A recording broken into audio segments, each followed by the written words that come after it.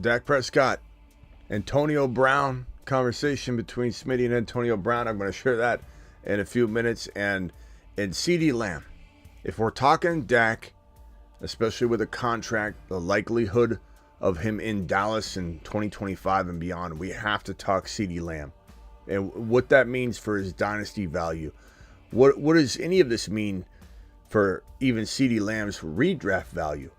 If Lamb's looking at a quarterback in Dak that's being doubted, and maybe Dak doesn't have a good year because he doesn't have a contract, because he's not believed in, because his back's against the wall, but he has nothing necessarily to play for because this team doesn't even necessarily want him. They don't bring in running backs. This year is probably not going to be easier than last year. They're probably not going to be a better team during the regular season than last year. So what does that mean for Dak this year? What does that mean for CeeDee Lamb this year? What happens mid-season? I'm not saying Dak gets unseated, but like what happens if Dak starts getting in his own head because he doesn't have a long-term deal? And is there even a trade potential for Dak Prescott as we approach the NFL draft? Because crazier things have happened.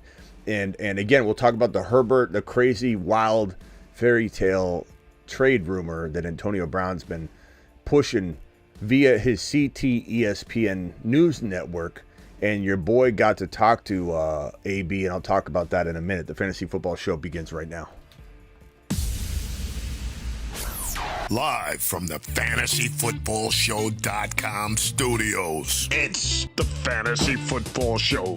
Live! Monday through Friday, 8 p.m. Eastern. Smitty is also live whenever news breaks. From the FantasyFootballShow.com news desk, here is your breaking news.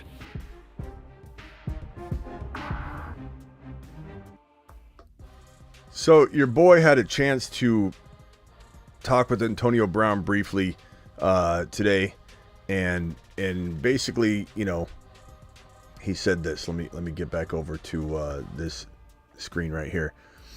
Sent me a DM, and he said Herbert to the Vikings is real movement, and he said enjoyed your show. And then we talked a little bit more about some other things, but Antonio Brown is dead set on that this thing could end up happening. And while I'm not so optimistic, I think if AB does land this, and he did land the Diggs trade, so there have been a couple things that he's tried to land big that he landed, and he did land the Diggs trade. I mean, he did. He's missed a bunch of other stuff. He said Ayuk, to the Steelers, and some of these things can fall through and be very close to happening. So I'm not even saying like he didn't have a lead on something or a very good piece of intel that fell through, or it's still there floating around. But everybody is going to say this is a garbage thing to talk about. It probably is. But like, look, this guy's a former NFL player. He's trolling the world with the CT ESPN, but I love it. Everybody loves it. It's like the most entertaining thing to watch. And the fact that he does have some connections and ability to maybe call some of these things right, you just can't stop watching. It's like a train wreck. You can't stop watching. And I've invited AB on the show. He said he couldn't come on tonight. I'm optimistic that we can get him on in the next couple of days, especially as we head toward the NFL draft. And maybe he can explain something about the Herbert situation. So AB should be potentially interested in coming on the next couple of days, I hope. If not, that's all right. We still love him. We'll still support him. And if he lands his Herbert prediction, he's going to be goated. The problem, though, for everybody that kind of knows what time it is in terms of this type of thing, is the dead cap. Like, there's really no true way around this trade working out when you look at the dead cap of Herbert, which is $29.5 million. That is on the row 2024 right here. If you follow this all the way down, you'll see that $129 million figure right here in this column here. 129, 2025 is 110, et cetera, et cetera.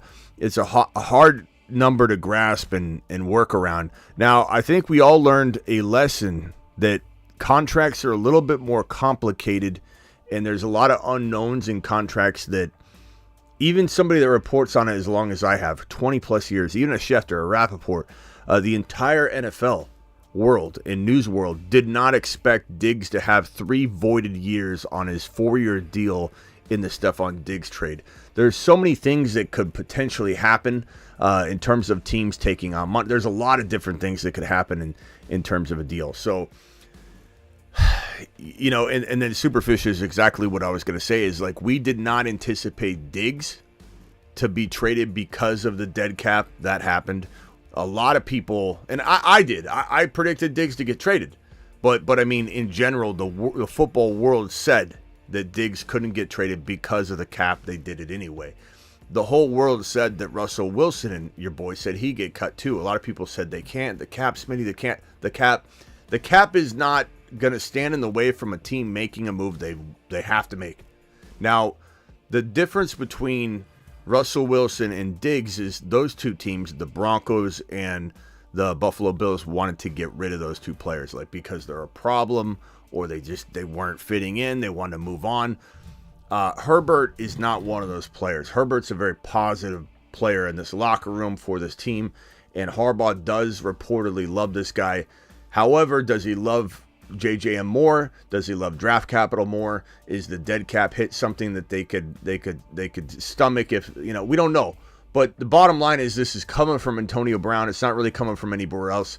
And here are the two things. This is the first report that Antonio Brown posted earlier today. Herbert's deal also reportedly includes a no-trade clause, the same clause included in Jackson's deal as well in Philadelphia. Quarterback Jalen Hurts, who signed his extension in April. The no-trade clause gives a player in question the right to block a potential trade involving himself, effectively giving himself leverage if he decides to move on in the future. Herbert's new deal now makes him the highest paid player in NFL history this past season. The NFL 2020 Offensive Rookie of the Year led the injury-plagued Chargers to the first playoff appearance in 2018. And then right down here below he says everyone's saying the trade cannot happen because of, and so he references that. Then AB goes on to post this on CT ESPN. And if anybody's wondering why I'm even talking about this, it's because, look, it's not likely to happen. And again, I'm not saying that this is a credible source yet, but if he lands it, he landed the Diggs one, you know. And on top of this is a deal that we've kicked around on the channel since like February.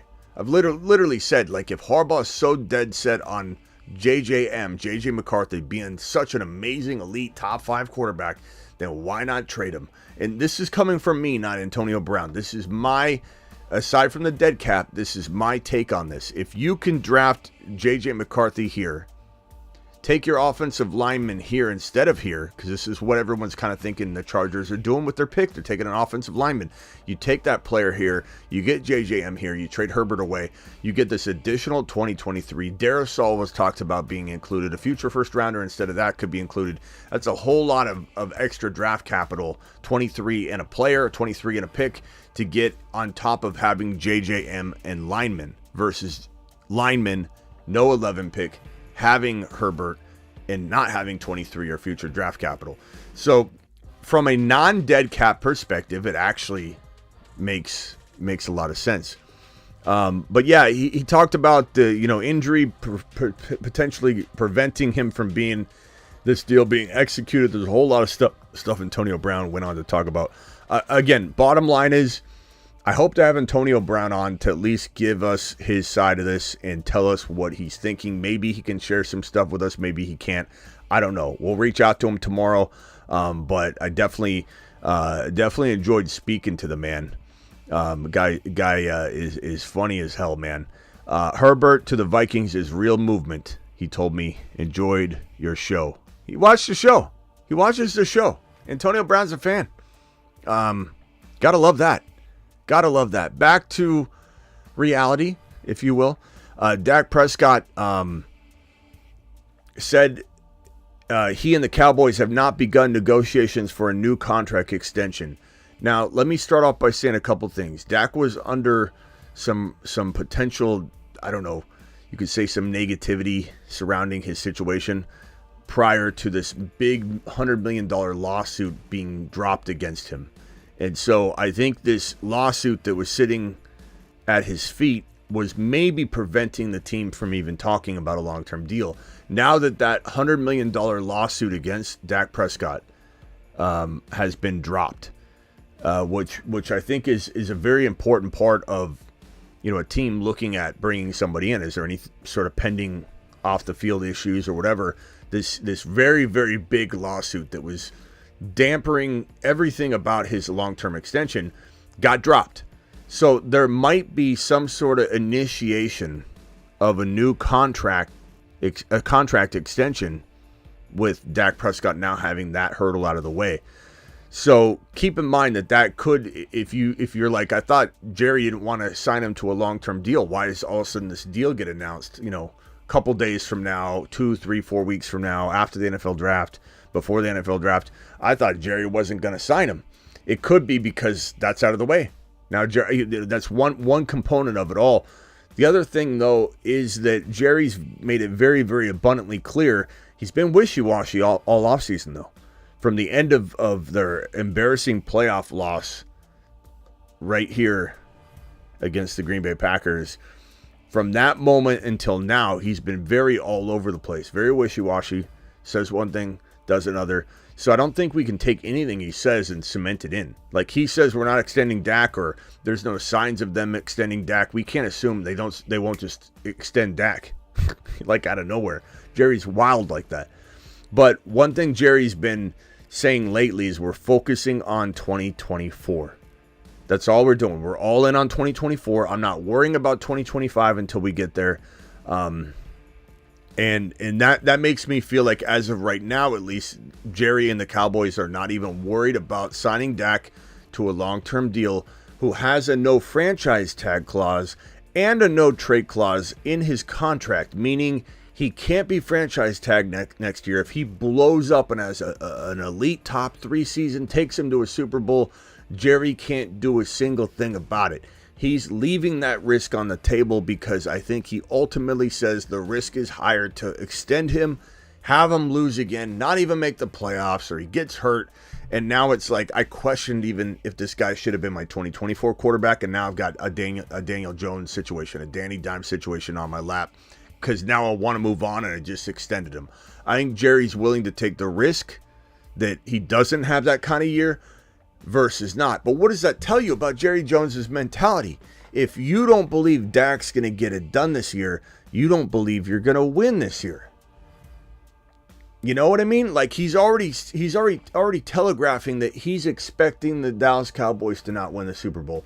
He's expecting the Dallas Cowboys not only to not win the Super Bowl, but to not be a deep playoff contending team that's worthy enough to say that was a great year, let's run it back again. I don't care if we didn't win a Super Bowl. I don't care how many times we've lost. We had such a good year. We fought very hard. We got to a championship game even and lost. Didn't get into the Super Bowl, but we fought hard in a championship game. Here we are. Let's run it back.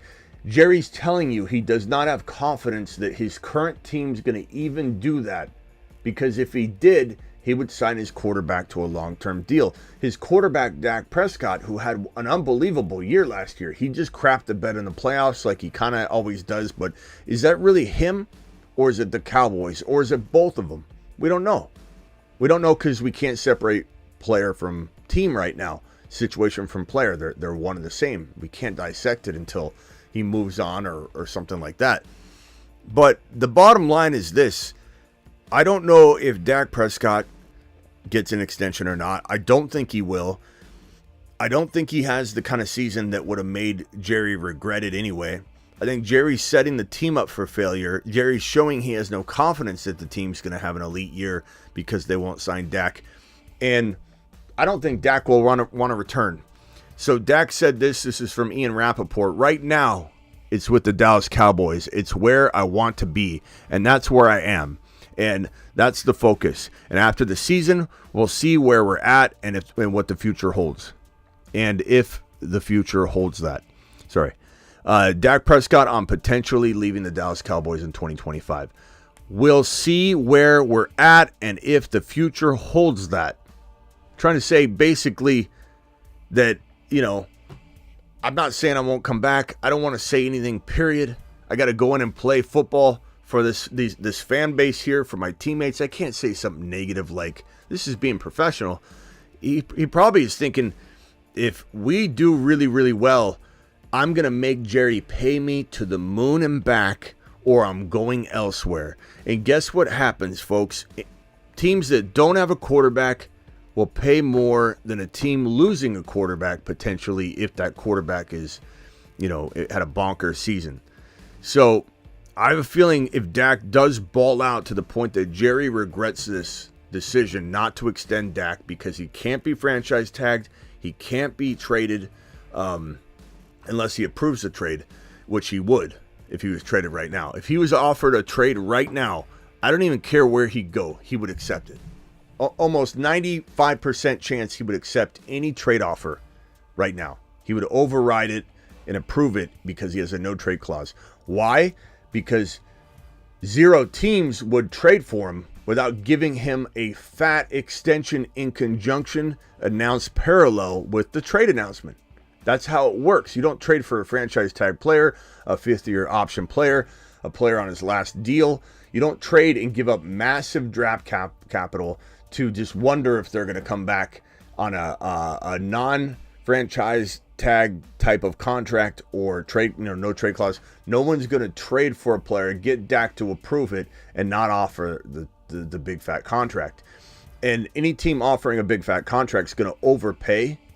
So he's not going to be like, not a good offer. They're going to overpay because they're willing to overpay on the total sum of the deal. So is there a chance that the Raiders make a big trade offer for Dak and something wild happens on draft day? Absolutely, there's a chance. I don't know how big. 10%, 5%, 8%, 7%. It's not a 50% chance, not a 40%, not a 30%. It's nothing we've heard. But like the Diggs trade that I said would happen when there wasn't any movement on it, really, it made sense. He was a cancer in the locker room. He was dragging the team down. And Diggs was a liability. He was dead weight. They needed, no matter what the deal was, get rid of him. It's almost worth it just to get rid of him for no draft capital, just to get him out and his contract out of the locker room. So, sometimes these things don't have legs, but you can kind of smell a potential, opportunity that other teams might start looking at. And I think that the Dak being moved is something that will be considered, because there's nothing less attractive to a team than a player you don't want to give a long-term deal to that has a no franchise tag as you walk into their final year, has a no trade clause but is tradable right now and you can get out of it.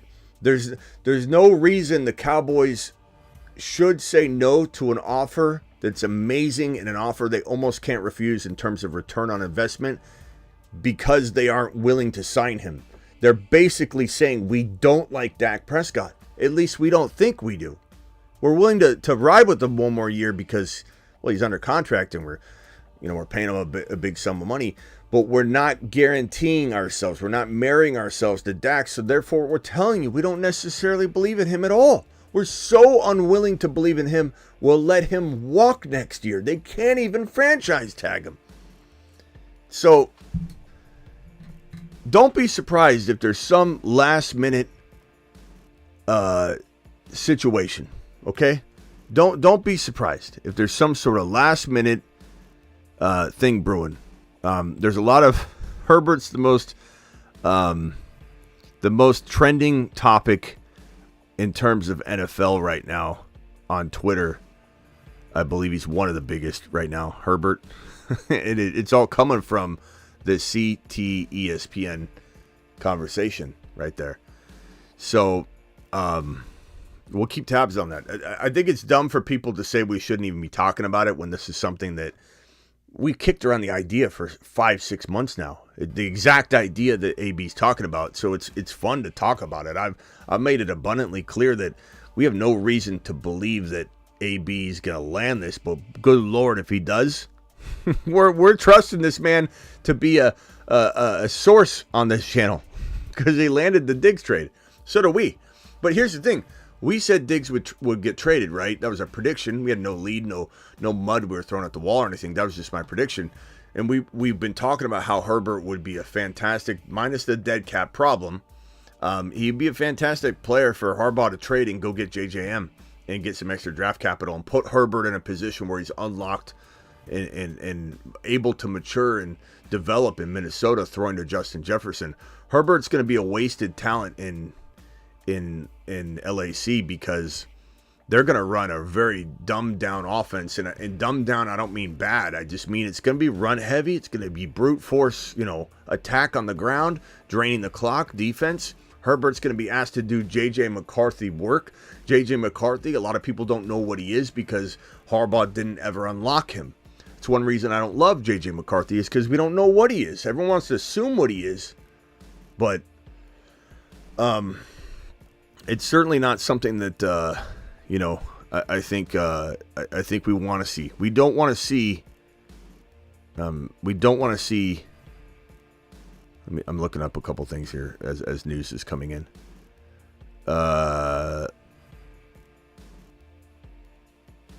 Let's see here. Somebody's saying like maybe something's happening with Debo right now. He's putting locked in.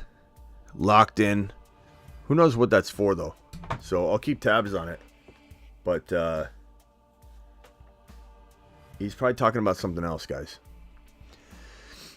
As for Dak, my prediction is this, and as for CeeDee Lamb, I think Dak, if he stays in Dallas, very likely he does, but I think trade talks could brew right before draft day or on draft day, and whether something happens or not, that's a whole nother story, but something's going to get talked about. But I think Dak probably has a disappointing year because his confidence might not be there. He could have his back to the wall and say, I'm going to prove Jerry wrong, explode. He's a very good quarterback during the regular season. And I don't blame the offseason entirely, or the postseason entirely on him because I don't think he's supported in enough ways, enough dynamic ways for the Dallas Cowboys to win tough games in the playoffs consistently. You got to win not one game, not two games. You have to win consecutive games when you don't have support at all, like Lamar didn't. You're going to lose even if you're the best team in the National Football League. And the Baltimore Ravens were very much thought of coming out of round one, coming out of round two, just looking at the teams, just thought of as being, even though they had a bye, coming out of round one, everyone's like, Baltimore's the team to beat on this AFC side of the bracket. After round number 2, Baltimore's the team to beat on this side of the bracket. And then people are very quick to be like, oh yeah, Lamar folded. He didn't deserve the MVP consideration at all, Smitty. And everyone's so quick to jump off Lamar. Lamar did fantastic all year. Stop trying to act like he didn't earn what he got. People were talking his name up all season long. And when you fall short, yeah, it does fall on you as the quarterback. But at the end of the day, as an analyst, it's my job to say what happened. Is it Lamar this time? I don't think it was. I think it was Lamar not being able to carry the entire team on his back every single step of the way. That's why Buffalo faltered. That's why Lamar Jackson and the Ravens faltered. That's why teams falter all the time that can't have other pieces of the team stepping up. Like KC has Kelsey. Even though Kelsey didn't step up all year, he did in the stretch run. And then you've got Pacheco. You've got multiple components that makes Mahomes not obligated to carry the team consecutively. But Lamar didn't have that. He does now in Henry. Okay, so the same thing with Dallas. Dak can't carry the team on his back consecutive rounds. He can do great things in the regular season, look phenomenal one game at a time, piecemealing together a very good season, one game at a time, one win at a time, one performance at a time. But Dak can't carry the team. He'll falter without that RB. And what do the Dallas Cowboys do? What does Jerry Jones do? Nothing. Diddly squat. Brings in nobody. No Barkley. You just got Dowdle. No Barkley. No Jacobs. No Derrick Henry. Derrick Henry said, and he took this back and said Baltimore is his favorite landing spot, but he took that back and changed it. He said before that the Dallas Cowboys were the best fit, he thought, potentially, not word for word, but I'm summarizing what he said, and that he never even got a phone call or a text or a Snapchat. They never even reached out to this man. Derrick Henry said they never even hollered at your boy. They didn't ask him a question. They didn't DM him. They didn't tell his agent we're interested. The Dallas Cowboys didn't even look at Derrick Henry's direction. And commentators everywhere on TV, people like me said Dallas or Baltimore is a lock. And he did go to Baltimore. And I did write it up on the board. I did say Dallas was a little bit more likely, in my opinion, but Baltimore was definitely second on the list, and he went there. And Dallas didn't even consider it. So Dallas is not trying to win. I'm a little worried about CeeDee Lamb maintaining the type of value that he commands right now at number 2, number 1, number 3 overall. I very much believe that the Dallas Cowboys could struggle as a whole in 2024. I think without a hardcore running game, they still have the draft to fill that spot. They could draft the best running back in the entire rookie class, which is good. It's not an elite class, but it would make an almost elite running back. So they bring in Braylon Allen. I kind of circle back and I start to reevaluate. So understand that I adapt and adjust, and I'll continue to, and I'm kind of reserving my right to fully lock down this evaluation process on Dallas walking in. The rookie running back they land will be vital. Is it Blake Corum?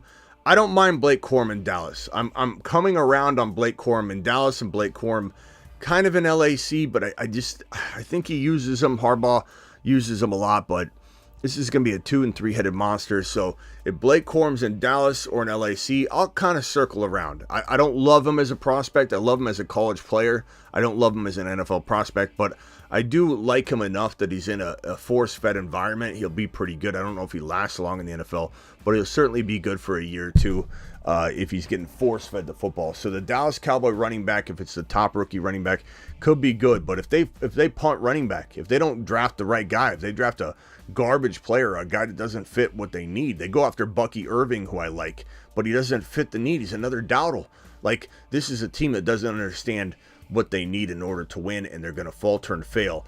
The fact that Dak is not signing an extension as of this moment puts CeeDee Lamb's long-term value at risk. So in Dynasty, he falls to like wide receiver 4 or 5 for me, maybe 5 or 6, because I don't want to go near CeeDee Lamb at cost of entry 1, 2, or 3 overall in Dynasty, assuming that Dak's going to sign a contract when he can go anywhere after 2024 is concluded.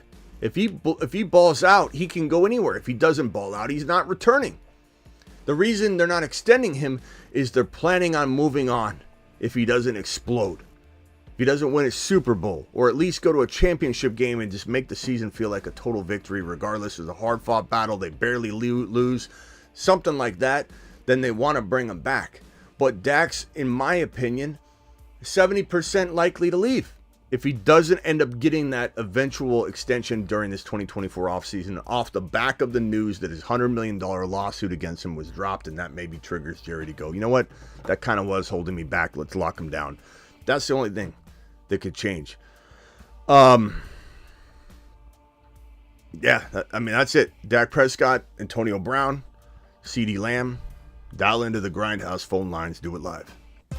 Call into the show. Call into the show. Your boy is here to answer the call. So if you have something, dial in. If there's anything brewing right now, I know a lot of people keep screaming, Deebo Samuel. He's tweeting right now. I don't know who's saying that. He's tweeting right now, Smitty. He's tweeting right now. I'll give it a little look-see. Where's my call-in number line? I had another one here. I'll put that right there. Call in, dial in. Again, your boy talked to AB today, Antonio Brown, and hopefully I get him on the show. But his reaction to me was this right here. He said, enjoyed your show. Herbert to the Vikings is a real movement. So I'll keep you posted on that. The problem is that dead cap, really. That's the main thing. That's the main thing that makes it, almost a near impossible thing to like pencil out, at least. But it's certainly something that if there's any coach out there that's going to do something like this off of a player that they don't even want to get rid of, really, it would be Harbaugh. But I don't think even Harbaugh would drop that kind of cash on moving a player. That's a lot. 129 mil is a crazy amount. You could definitely divide it into 2 years, but who wants to spend 50 or 60 mil each year? What's up, Travis? Hey, Smitty, what's going on? What's up? Yeah, they'd have to literally divide that dead cap into 2 years and then restructure like any of their high contracts with like Khalil Mack and Bosa, and it would take a lot. Yeah, it wouldn't be impossible because we saw two teams do it this offseason. That Russell Wilson was no different. That's the same like kind of money. But the only difference is that Russell Wilson was somebody they wanted to get rid of and get the hell out of there, whereas Herbert, no one's thinking that. So yeah, it's a different scenario for sure. But the money wise, it isn't. But it only something a team's going to eat if they're starting over, which Harbaugh is. That's the kind of unique piece here. But and the player's a problem or they want him out, and Harbaugh likes Herbert a lot. So, I guess you just ask yourself this question. If someone said, Smitty, make it make sense then. Okay, $129 million dead cap makes it almost virtually impossible. It's a hurdle and roadblock I just don't see them getting around. However, if someone said, Smitty, make it make sense, my answer would be this. I would say, how much do you value those extra picks? So if you get the rookie 23 overall or the 23 overall and you get a future first rounder or a future second rounder or something like that, if Herbert can garner that, then 310 caller, mute if you could, then you basically have, you have to weigh that out. Like, getting that extra draft capital, is it worth that kind of dead cap hit? At some point, getting picks would be. Like if you said, hey, you take a $120 million dead cap hit, I'll give you the 4 overall. You'd be like, I get Marvin Harrison Jr. if I take a $120 million dead cap. Like, I'm just saying, if you could offer somebody that type of opportunity. So, like, that's just all I'm saying is that there are scenarios and avenues to this kind of stuff that we don't always think through. And teams can potentially take on some money. I don't know in terms of deadlines and dead cap of when and where that could actually, you'd almost need an attorney and an accountant and a person that even if you had someone like Schefter on, they would be like, I got to look into that for you. There's not a whole lot of scenarios where we can dig into this. When Diggs got traded and the dead cap hit was deemed impossible, it's a total hurdle they can't get over. And then he got traded. His contract is awful too. Who would want to take on his contract? He's 31, turning 31 years old this year. Who would have thought? Nobody. Who would have thought that they would have said, here's his 4-year deal. Let's get Diggs to agree to void 3 years of it. and tell him to bank on himself. Yeah. And like, who would have thought that? Nobody. So there's so many different things that can happen. With Diggs too, he had an out after this year. So is that, I don't know why he would. I still don't know why he'd do it, unless he thinks he's going to get a bigger deal off of it. It's a weird move. Unless he just knew the team would probably take the out and he'd be, looking at elsewhere anyways. But still, it's odd that he would agree to it. It's a weird move for sure. Let me go to this 310 caller real quick. 310, what's your name and where are you calling from? What's up, man? Josh. Hopper in California, bro. Happy 420, dude. What's up, man? Big fan, dude. New to the show. All right. Probably picked it up a couple months ago. Dude, since listening to the pod, bro, watching the pod on YouTube, I should say, bro, I am all in on A-Chain, bro. I got him in 2 Dynasty leagues now. I shipped a Lave for him, bro. Like, the video, goddamn, bro, the video. Good man. Awesome work, brother. Awesome work. Who wouldn't be in Right, that's what I said. I got a race. I got a little. Hey, I got a little side bet going with my boy. Got in my dynasty league. He's got JT. I got A-Chain. $500 into the year. Who's outscoring who? I mean, they're both really good. Like my running back rankings. I'm not trying to tell you I don't think you're gonna win. I'm just merely saying. A-Chan's my number 6. Yeah, Barkley, JT are really close at 7, 8. You're not taking the bet if you're not confident. Yeah. I'd love if you would have said A-Chain right now, though. No, I am. I'm gonna Smitty approve the Right on, brother. Yeah, Smitty approved the bet. I'm just merely saying that, like, you're talking about three very close running backs that even when I was, but I like it though. I'm still rooting for you, and I'm still on your side. The thing that scares me about JT that I feel like a lot of people just they don't really have much of a comeback for it. You know, it's kind of like JT's just one of those players. He missed, obviously the beginning of the year. It's not his fault, but he was not present until week number 5. I'm hoping AR-15 snakes all his goal line work, bro. That's what I'm hoping. Yeah. So, but listen to the stats, because the stats are kind of crazy. It's like he was running back 41 in week 5. He was running back 21 in week 6. These are his first two weeks, right? Yeah. He was running back 7 in that third game that he played, which was week 7. Then he goes to 20. Then he goes to running back 8. Then he goes to 17. Then he has a bye week. Then he has not. Then he goes to running back 9. Doesn't play weeks 13, 14, 15. Running back 30, running back 13, and then in week 18, running back 3. But I mean, that's not the greatest.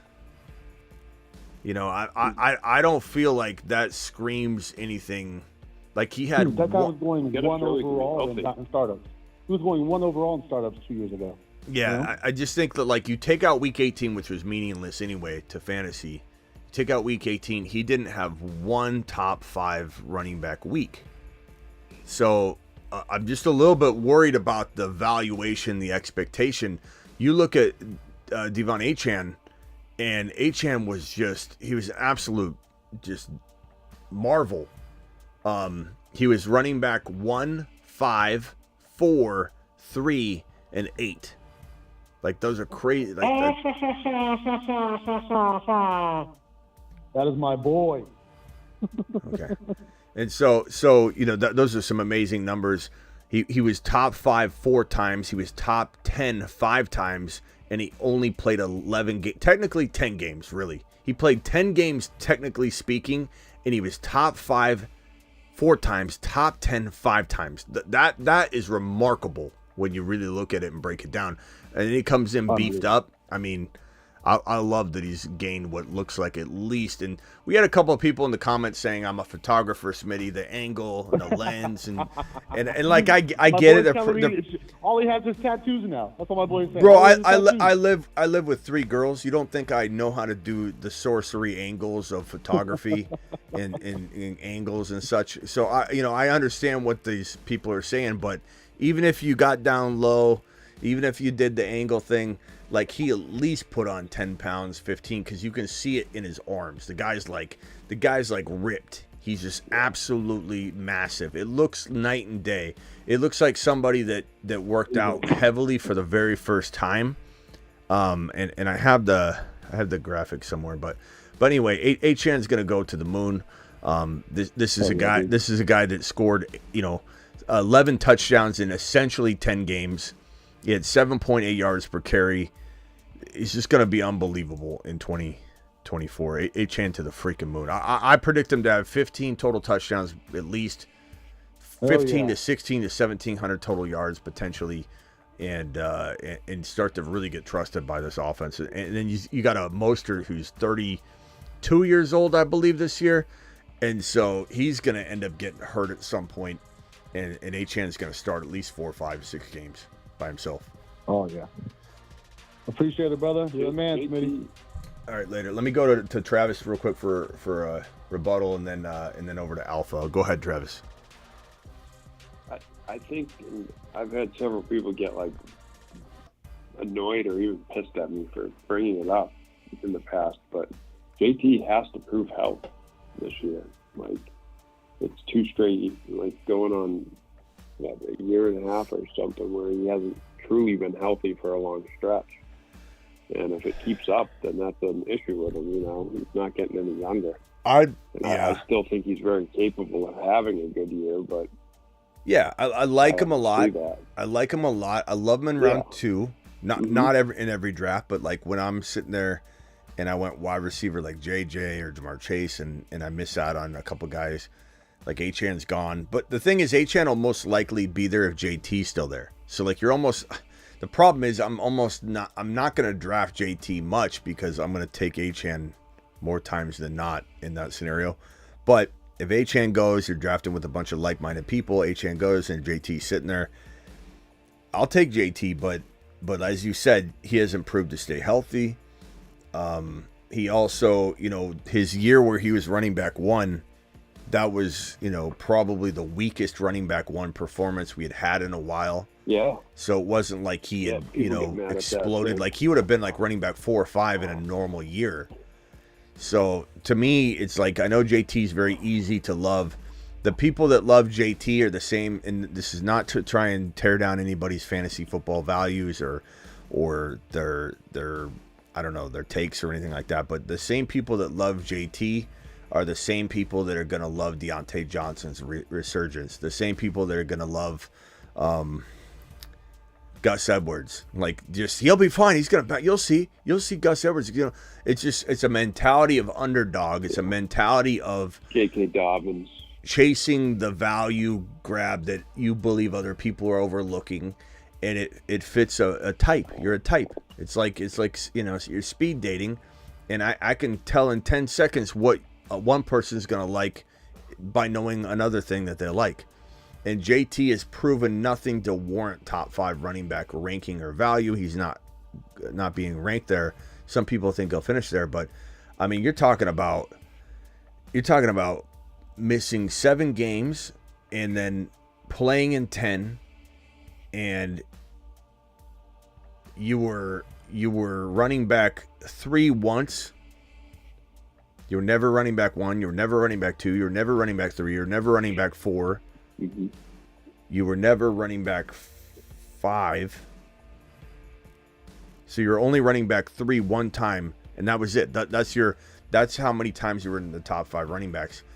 And to only be in the top 10 running backs, what I say it was 2 times? No, was it 4? Yeah. So he was in there 4 times. Something like that. I don't know.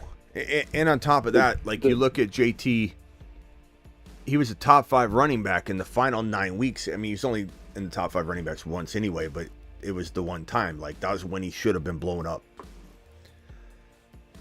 Right. And a lot of people, I think, get caught up with the whole, if someone was the number 1 at their position, or someone had that one great year, they'll chase that year forever, where it could be, I'm not saying he couldn't have a great year, but where sometimes players just have that 1 or 2 great years and that's it. And you constantly see people chasing after that year that happened 2 years ago, 3 years ago, and it ends up costing them. So there's just, like you said, careful how much you do draft them. It's good to have some stock in them, but yeah, let me get these 2 super chats. Some red flags too. Let me get these 2 super chats, and Alpha, I'm coming for you right after I answer these. What's up, Smitty? What's your local area code? It's right on screen here, 602. Dial that. The U.S. country code's 1. I mean, I assume depends on where he's calling. I don't know how to dial out from another.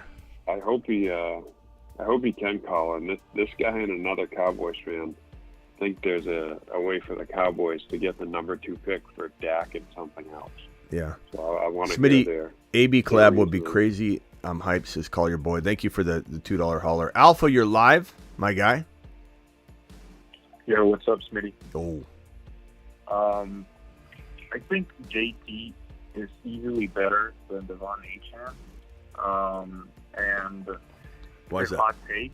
I know you love Achane to the moon, but I don't think JT has any real competition for touches.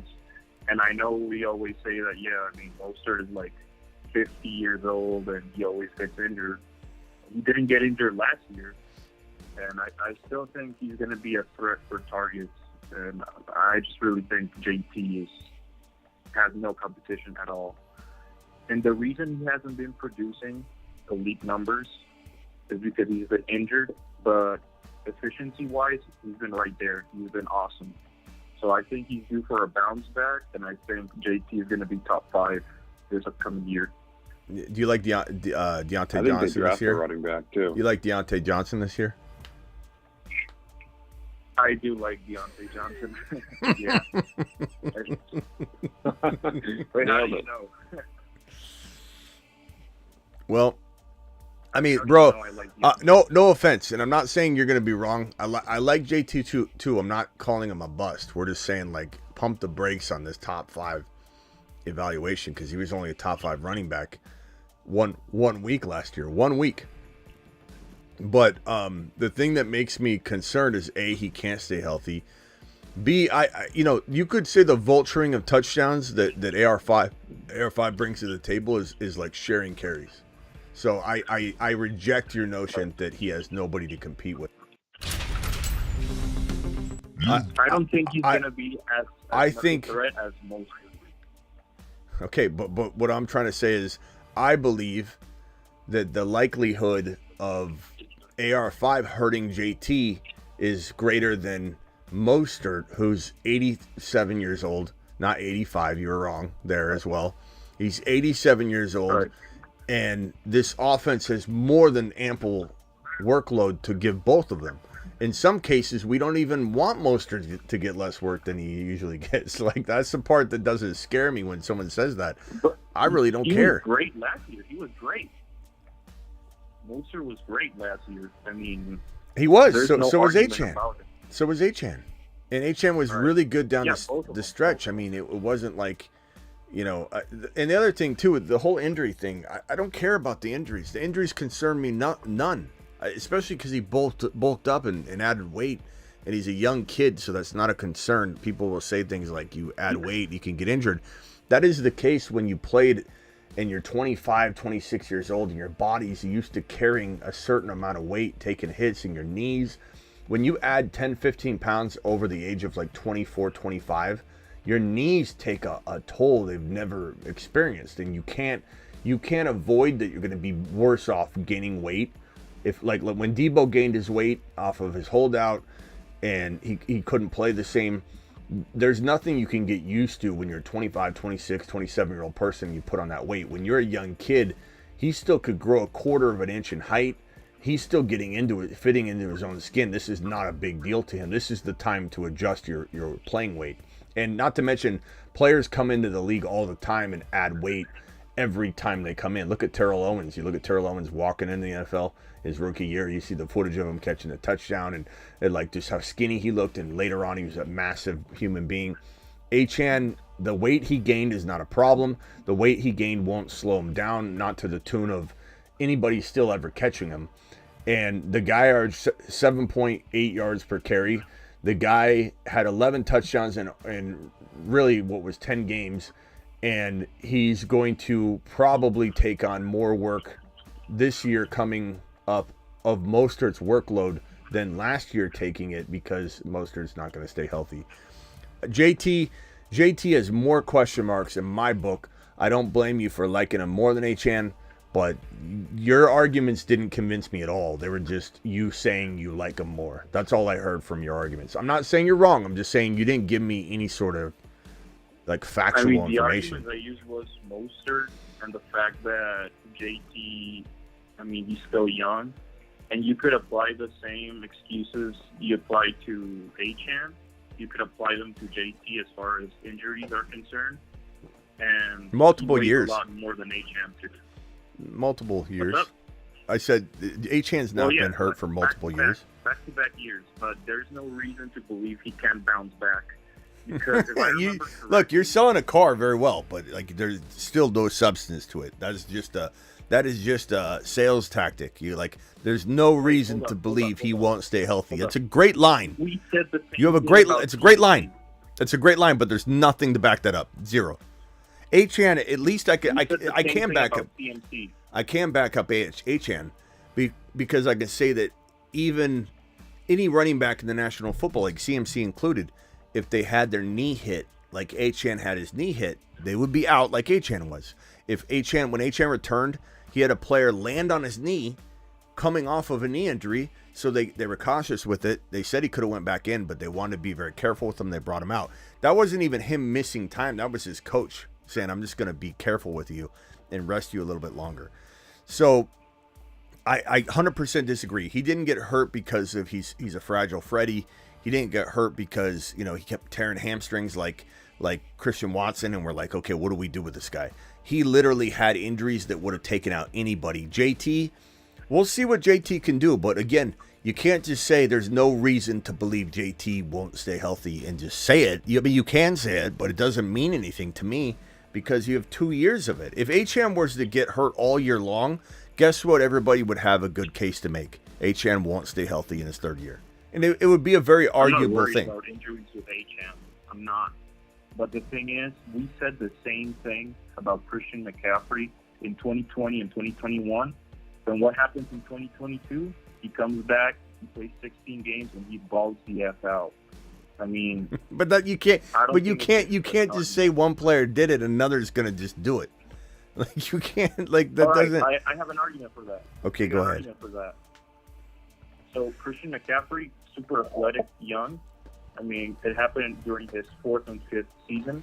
JT is one of the most athletic running backs of all time, and he fits the same labels as CMC. One of the most athletic running backs of all time. Where's that coming from?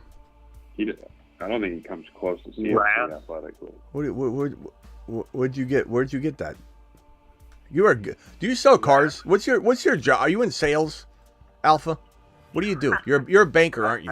Actually, I know you're joking, but no, I'm not joking. Funnily enough, no, I'm not joking. I got a psych degree. I predict this stuff all the time. You're in sales or you're a banker?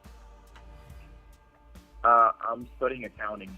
Okay, yeah. But you're good at sales, but like you got to have more substance behind it, or it's gonna fall flat. You can't just say, "Well, I've got a great argument for that." Christian McCaffrey. That's like saying, "Hey, this house you're buying, Bob, in this neighborhood here that has no relation to a neighborhood in Maryland, is gonna not go up in down in value." And the reason I say that is this house in Maryland just went up in value last week. And it's like, man, this guy's good. This guy's good. He's telling me another house went up. Like, it's nothing. Christian McCaffrey and JT are not even comparable. Like, you cannot call JT. You can't even put JT in Christian McCaffrey's, like, realm, let alone on the same exact level. And JT being one of the most athletic running backs to ever play, or whatever. I don't know where you got that. That's a strange one. I love you, Alpha. I'm not trying to rag on you tonight. I just like you're clinging on to this JT value because you must own him in like 15 leagues, bro. Because this is some very dedicated stuff right here. Right. So I do have arguments on why he's very athletic. I mean, one of the most athletic. I love that you announced that you've got the argument. Okay, go ahead. What are the arguments? Let me write these down. Relative athletic score, RAS. Mm-hmm. So it's a combination of height, weight, bench. I mean, all the combine stuff, right? He's one of the most athletic in that regard. It's an average of everything. He graded 9.5, which is, I'm not sure where he ranks, but it's pretty high. I mean, that's a great score. Bro's using a stat. He doesn't even know where it is. He's like, he scored I don't know what it ranks. He's ranking, but I know it's pretty high. You know, it's high. Trust me. What's your source? Trust me. Oh, I got it. What's your source? He ranked. Trust me. I got this. He ranked 68 out of 1,436 running backs from 1987 to 2020. 68. That's his out of how many? 68 out of how many? 1,436 running backs. But that, I'd like but to see like the whole list too, though. Yeah, but the other thing too is like, it's like, bro, 68. He's the 68. If you're going off just this number, he's the 68th most athletic running back. not one of the most athletic running backs in the National Football League. Not to mention, that doesn't really mean anything, bro. Like, and I'm not even condoning or Smitty approving his stats that you're pulling out right now, because I don't have those in front of me, nor do I care to look them up, to be honest. Like Arian Foster, Priest Holmes, Jamal Lewis, Well, where are these guys ranking on that score? Does it matter? Does it really matter? Does a running back that has a total ability to be athletic over another running back change a single thing when you're talking about like a one cut and go type of running back? You don't need an athletic guy necessarily. You need the right kind of athleticism mixed with situation, and boom. You could have a mediocre athletic player in the most elite running back situation, and they'll be a top 5 to 10 running back. You can put the most athletic running back in the history of the NFL, like, I don't know, you could say CJ2K was, I don't know where he ranks on that, like, or where he ranks in other people's minds in being one of the most athletic running backs to grace a running back room, but it was almost like it didn't work. He couldn't do it long term. At some point, it's not about all those metrics. It's about what does this person do between the tackles. And while JT's an attractive player, again, I'm not trying to predict a bust. I like him a lot. But it sounds like we're arguing he's top 5, and I don't have him in my top 5. I do have him, breaching that 8 range, and I think that's respectable. I don't think we're like crazy far off. You're saying you like him over Achane. That's, basically 2 players or 1 player in between. But I very much could put Jacobs ahead of him very easily. You could nudge me wrong, and I'd be like, I feel a little different. I'm going to put Jacobs at 8 and JT 9. What I know I won't do, though, is move JT in this direction. I'm not going to move him over Barkley, not in Philly. And Barkley's got injury risk, too. So, like, these two, the reason these 2 guys are here, I even almost want to put Jacobs. He's got a little injury risk, too. But I almost want to put Jacobs above both of them before I put JT above even Barkley. And Achane doesn't concern me for injury. I know there's been examples of running backs that have dealt with injuries back-to-back years, and the next year they come back stronger than ever. And what can I base my criticism on how they're able to come back? I think the best thing we can think about is probably athleticism, because, what else can we go off from? What else? Well, I think it's that, right? The problem is you can't predict whether a player is going to come back well from injury. Sometimes the more muscle you have, the more problematic it is coming back from an injury or staying healthy in the NFL level. It's not like you can just say, oh, he's more muscular, or oh, he can bench more. You can combine all those stats that you're combining and saying he's the most athletic player. Joe Milton is a specimen, bro, as a quarterback. Will that get in the way of him being a great quarterback? Maybe he's too athletic. Maybe he's too much of a monster. I don't think athleticism is something that it's something you like. If it's an additive to your argument, if it's an accoutrement, if Achane scored, let's say 50, you're like, hey, Smitty, I'm looking at it. Achane's number 50. I'd be like, that's a great list. You know what I mean? Like, we're gonna use what we can use. But I'm just telling you right now, with my eyeballs, bro, I disagree that JT feels like a lock of any kind that's deserving of going ahead of Achane, Barkley. And at this point, you're almost making me want to put Jacobs ahead of him. This conversation is making me lean a little Jacobs right here. You're starting to go backwards for me. You know why? Because you're not giving me any tangible evidence. You're giving me nothing. You're giving me zero tangible evidence. You evidence of running backs that came back from injury and they performed well. Even after back-to-back years, I already, laid that evidence. Wait, what was the evidence? How it relates to JT? Wait. Give me the evidence again. What's the evidence? What are you saying? Yeah, what's the evidence? That there's been running backs that are highly athletic, like JT, that came back from injury. And, you look at fantasy doctors and whatever on Twitter. Oh. They say that JT... Finish him. They say that JT is good to go for this season, but there's no real Call concern for terminated. this season. You made the one oopsie on the phone line there, pal. No show for you for 24 hours. No show for you for 24 hours. Let me tell you something about all these doctors on Twitter and Instagram, which, look, they're doctors playing fantasy, and you can trust those guys if you want. But tying injury into situations that that are it takes years to experience what a running back can do comeback wise with NFL training, with the speed of a recovery process is different than the average bear. Somebody that's diving into the fantasy space that is a doctor comes with a lot of knowledge, about the body, the anatomy, everything. I'm not taking that away from him, but in my opinion, a doctor playing fantasy isn't going to rival, in no offense, but it's not going to rival what I believe I can bring to the table, doing the injury thing, learning the injuries that relate to fantasy, and watching it unfold for 20, 25 years professionally, and knowing exactly what, is going to potentially be a timetable here. How is this injury evolving with players here? And so, I'm not saying that there aren't some reliable sources out there to be looking at, but a lot of people will look to these Twitter and Instagram and Facebook doctors that are trying to play fantasy for the first handful of years, and they're like a lot of times they predict the worst things too. They'll be like, yeah, this injury, it could be an ACL, an MCL, an LCL, or the knee's fine.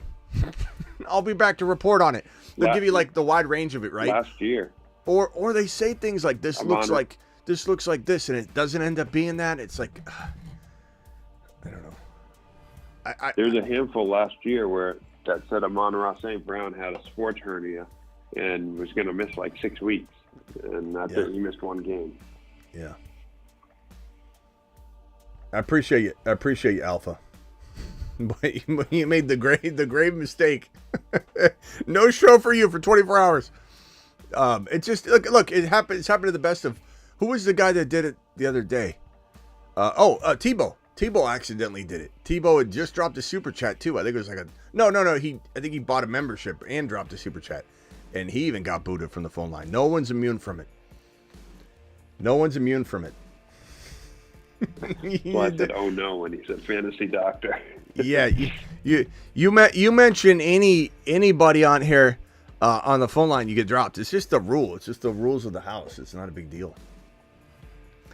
Anyway, what do you think about the Dak Prescott situation? We don't really need to talk about Antonio Brown too much unless you want something to, you want to just touch on it real quick. But hopefully Antonio Brown comes on the show tomorrow, the next day. We'll see.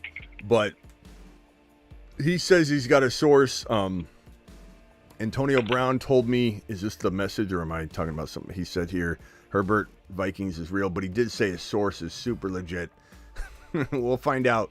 And even if it doesn't come true, it doesn't mean he doesn't have a source. It just means his source didn't pan out. But he has a source. He says it's going to happen. We'll have to see what happens.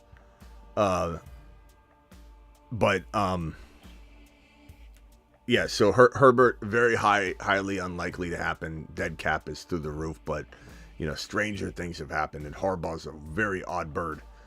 Give me your take on this Dak Prescott, CeeDee Lamb situation. Are we dropping CeeDee Lamb out of our top like 3 dynasty off of the assumption that Dak will not be a Dallas Cowboy next year? Because when you really think about it, Dak, if he blows up, he's not going to be there. He's going to get a massive offer somewhere else where someone actually wants him. Right now, he's feeling like rejected, right? If another team, I mean, he could say, I want to play with Lamb so badly, I don't care about the bad blood of not getting that contract extension. But I don't know, man. I think that if it's me and I'm not given the contract extension, they don't value me as worthy, and then I go blow up, I'm going elsewhere. And he can't be franchise tagged. He can't be traded unless he approves it, which he would if he was traded, because a team would be giving him a deal, but if they traded for him. But Dak Prescott, to me, is maybe as good as gone. Even if he plays badly, they don't want him back. Or even if he plays great. He played great last year. Even if he plays great and they don't win, they're getting rid of him. And if he blows up, he's probably not going back. So, like, what do we do with Lamb? Yeah, it's really tough because, like, with the it's kind of similar to the Kirk Cousins situation. Like, it seems like it's only a matter of time before he's out the door. Like you said, with Jerry Jones, you never know. tomorrow we could wake up and Jerry Jones could throw a contract at him. But as for Lamb, I mean, I wouldn't drop him too far because I'm really high on him as a receiver. But if we don't know who the quarterback is, I mean, look at JJ. JJ went from being, a top 2 pick. Now he's down to 5, 6, 7. So I know that's like redraft and stuff, but you have to take that into consideration, especially in a dynasty. If and the thing is, the Cowboys team could very quickly go down the tubes, I think, into a redraft. Yeah, I predict kind of falling apart. A whole lot going on there. They fall apart this year, Travis. They have to.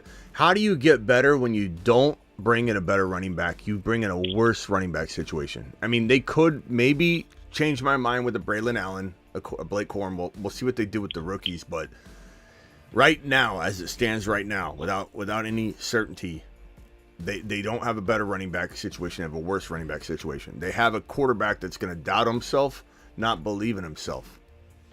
And so, to me, this is not a better year. It's a worse year. If it's a worse year, Dak's gone. If it's a better year, Dak's probably gone because he wants to go somewhere where someone believes in him enough to give him a contract. Not you win let's say they go to the Super Bowl and lose. That's a win. Like, Jerry would be sitting there going, hey, Dak, you're going to shake my hand and let's go talk about a deal. And Dak's going to go, screw you. I'm going to get the bag. And even if they offer me the same amount, I don't want to come play for you. You didn't want me. I'm gone. That's what Kirk Cousins did. Kirk Cousins got sick and tired. And I said this would happen. I remember when Ron and I talked earlier in the offseason, it was like Kirk would go back. But I remember my stance was very firm that, like, he's probably sick and tired of being second choice, man. Because they looked at all these quarterbacks constantly in the draft. There was rumors about trading up for AR5. They couldn't get that done. And Kirk was going to eventually be like, I'm done. I'm done being your second choice, your second helpings. I'm going to get some love. And he went over to Atlanta where they're going to worship him now. And hopefully it works out. I think it will. I think Dak's going to feel the same way. Dak is also probably feeling a lot of pressure from the fan base. Being a Dallas Cowboy is not easy. Mm-hmm. In the limelight like that, and he gets an offer somewhere. If he plays even remotely good, but they fail, a team like the Raiders, let's say they don't draft a rookie or something, they're gonna be like, hey, we know the struggle wasn't, it wasn't you. We've seen you. You do good. It's like they didn't support you. Let's bring you over here and let's win some games. And so Dak's gonna get the bag if he plays well. That's what I keep trying to tell people is. I know Dak is like the butt end of a lot of jokes because he had the playoffs were embarrassing and he hasn't been successful or he's choked in some situations, or you could say the Cowboys and him have choked. But at the end of the day, we could probably just look at that list of teams right now and off the bat pick 5 teams that would happily give him the bag. Something along the lines of the Kirk Cousins deal. Mm-hmm. And so as bad as people say he is, he's still a good quarterback. Yeah. I would say he's not elite. He's not top 5, but he's in that, 10 range. Yeah. And a lot of teams would pay for that, I think. Yeah. Frisco says, I'm out. You talking to 2 people. The disrespect is real. I don't know if he's referring that to me. I don't know what that means. Are you referring to me, bro? I don't know what he's... If he is, he should call in. Yeah, I mean, the phone line's on the screen, bro. Not to mention, I don't know what's going on Instagram right now. There may be 2 or... A lot of times at the end of the show, people fall off, and there's 2 or 3 people at the end of it in there, and he might think we're only on Instagram, but we have 137 on YouTube. We have 131 on Twitter. I have a phone line with Bruce on the line on hold. So I don't know what that's referencing. I don't know what he's talking about. But anyway, let me get through these 2 questions right here. This question right here from Jordan. There's no way anyone is convincing me Kyron over JT. I can convince you right now. You want to bet, bro? Yep. You want to bet? Watch. He's Kyron. He's 7 feet tall, and he knows knows how to handle a ball. He's Kyron, he can take frowns and turn them upside down with his touchdowns. I mean, if that doesn't convince you, I don't know what will, bro. I have no clue. Not to mention, like, I don't know, at the end of the day, you know, you look at Kyron's numbers, and you can call in, and I'll convince you. If you want to call in, but Kyron's numbers were unbelievable. He was running back 1 in the final week of football. He scored 12 touchdowns in 12 games. He's on the ground. He scored 15 total touchdowns in 12 games. Guy's going to lead the league in rushing and lead the league in rushing touchdowns. You watch, bro. And he's got a lightning bolt on his freaking nose, bro. Like, what are you talking about? No. I'd take Kyron over JT. The only way people can millisecond. Yeah, the only way people can doubt him is if they think he's like a one-hit wonder. But what evidence is there of that? I mean, he not only did he show it for, what was it, 11 games, whatever it was, but he had an injury and came back from the injury. It was exactly the same. Yeah, exactly the same. Branch, hell no, I'm not dropping Lamb. Well, Branch, you call in too. I'm not saying you're crazy to not drop him, but if Dak isn't there, this is not the same offense. This is not the same wide receiver. This is not the same passing attack. It's not the same volume. And I think Branch will say, I think Dak's coming back. Like, that would be probably your response. We'll see. Call in, Branch. I mean, tell me what you're thinking. I'm not sure.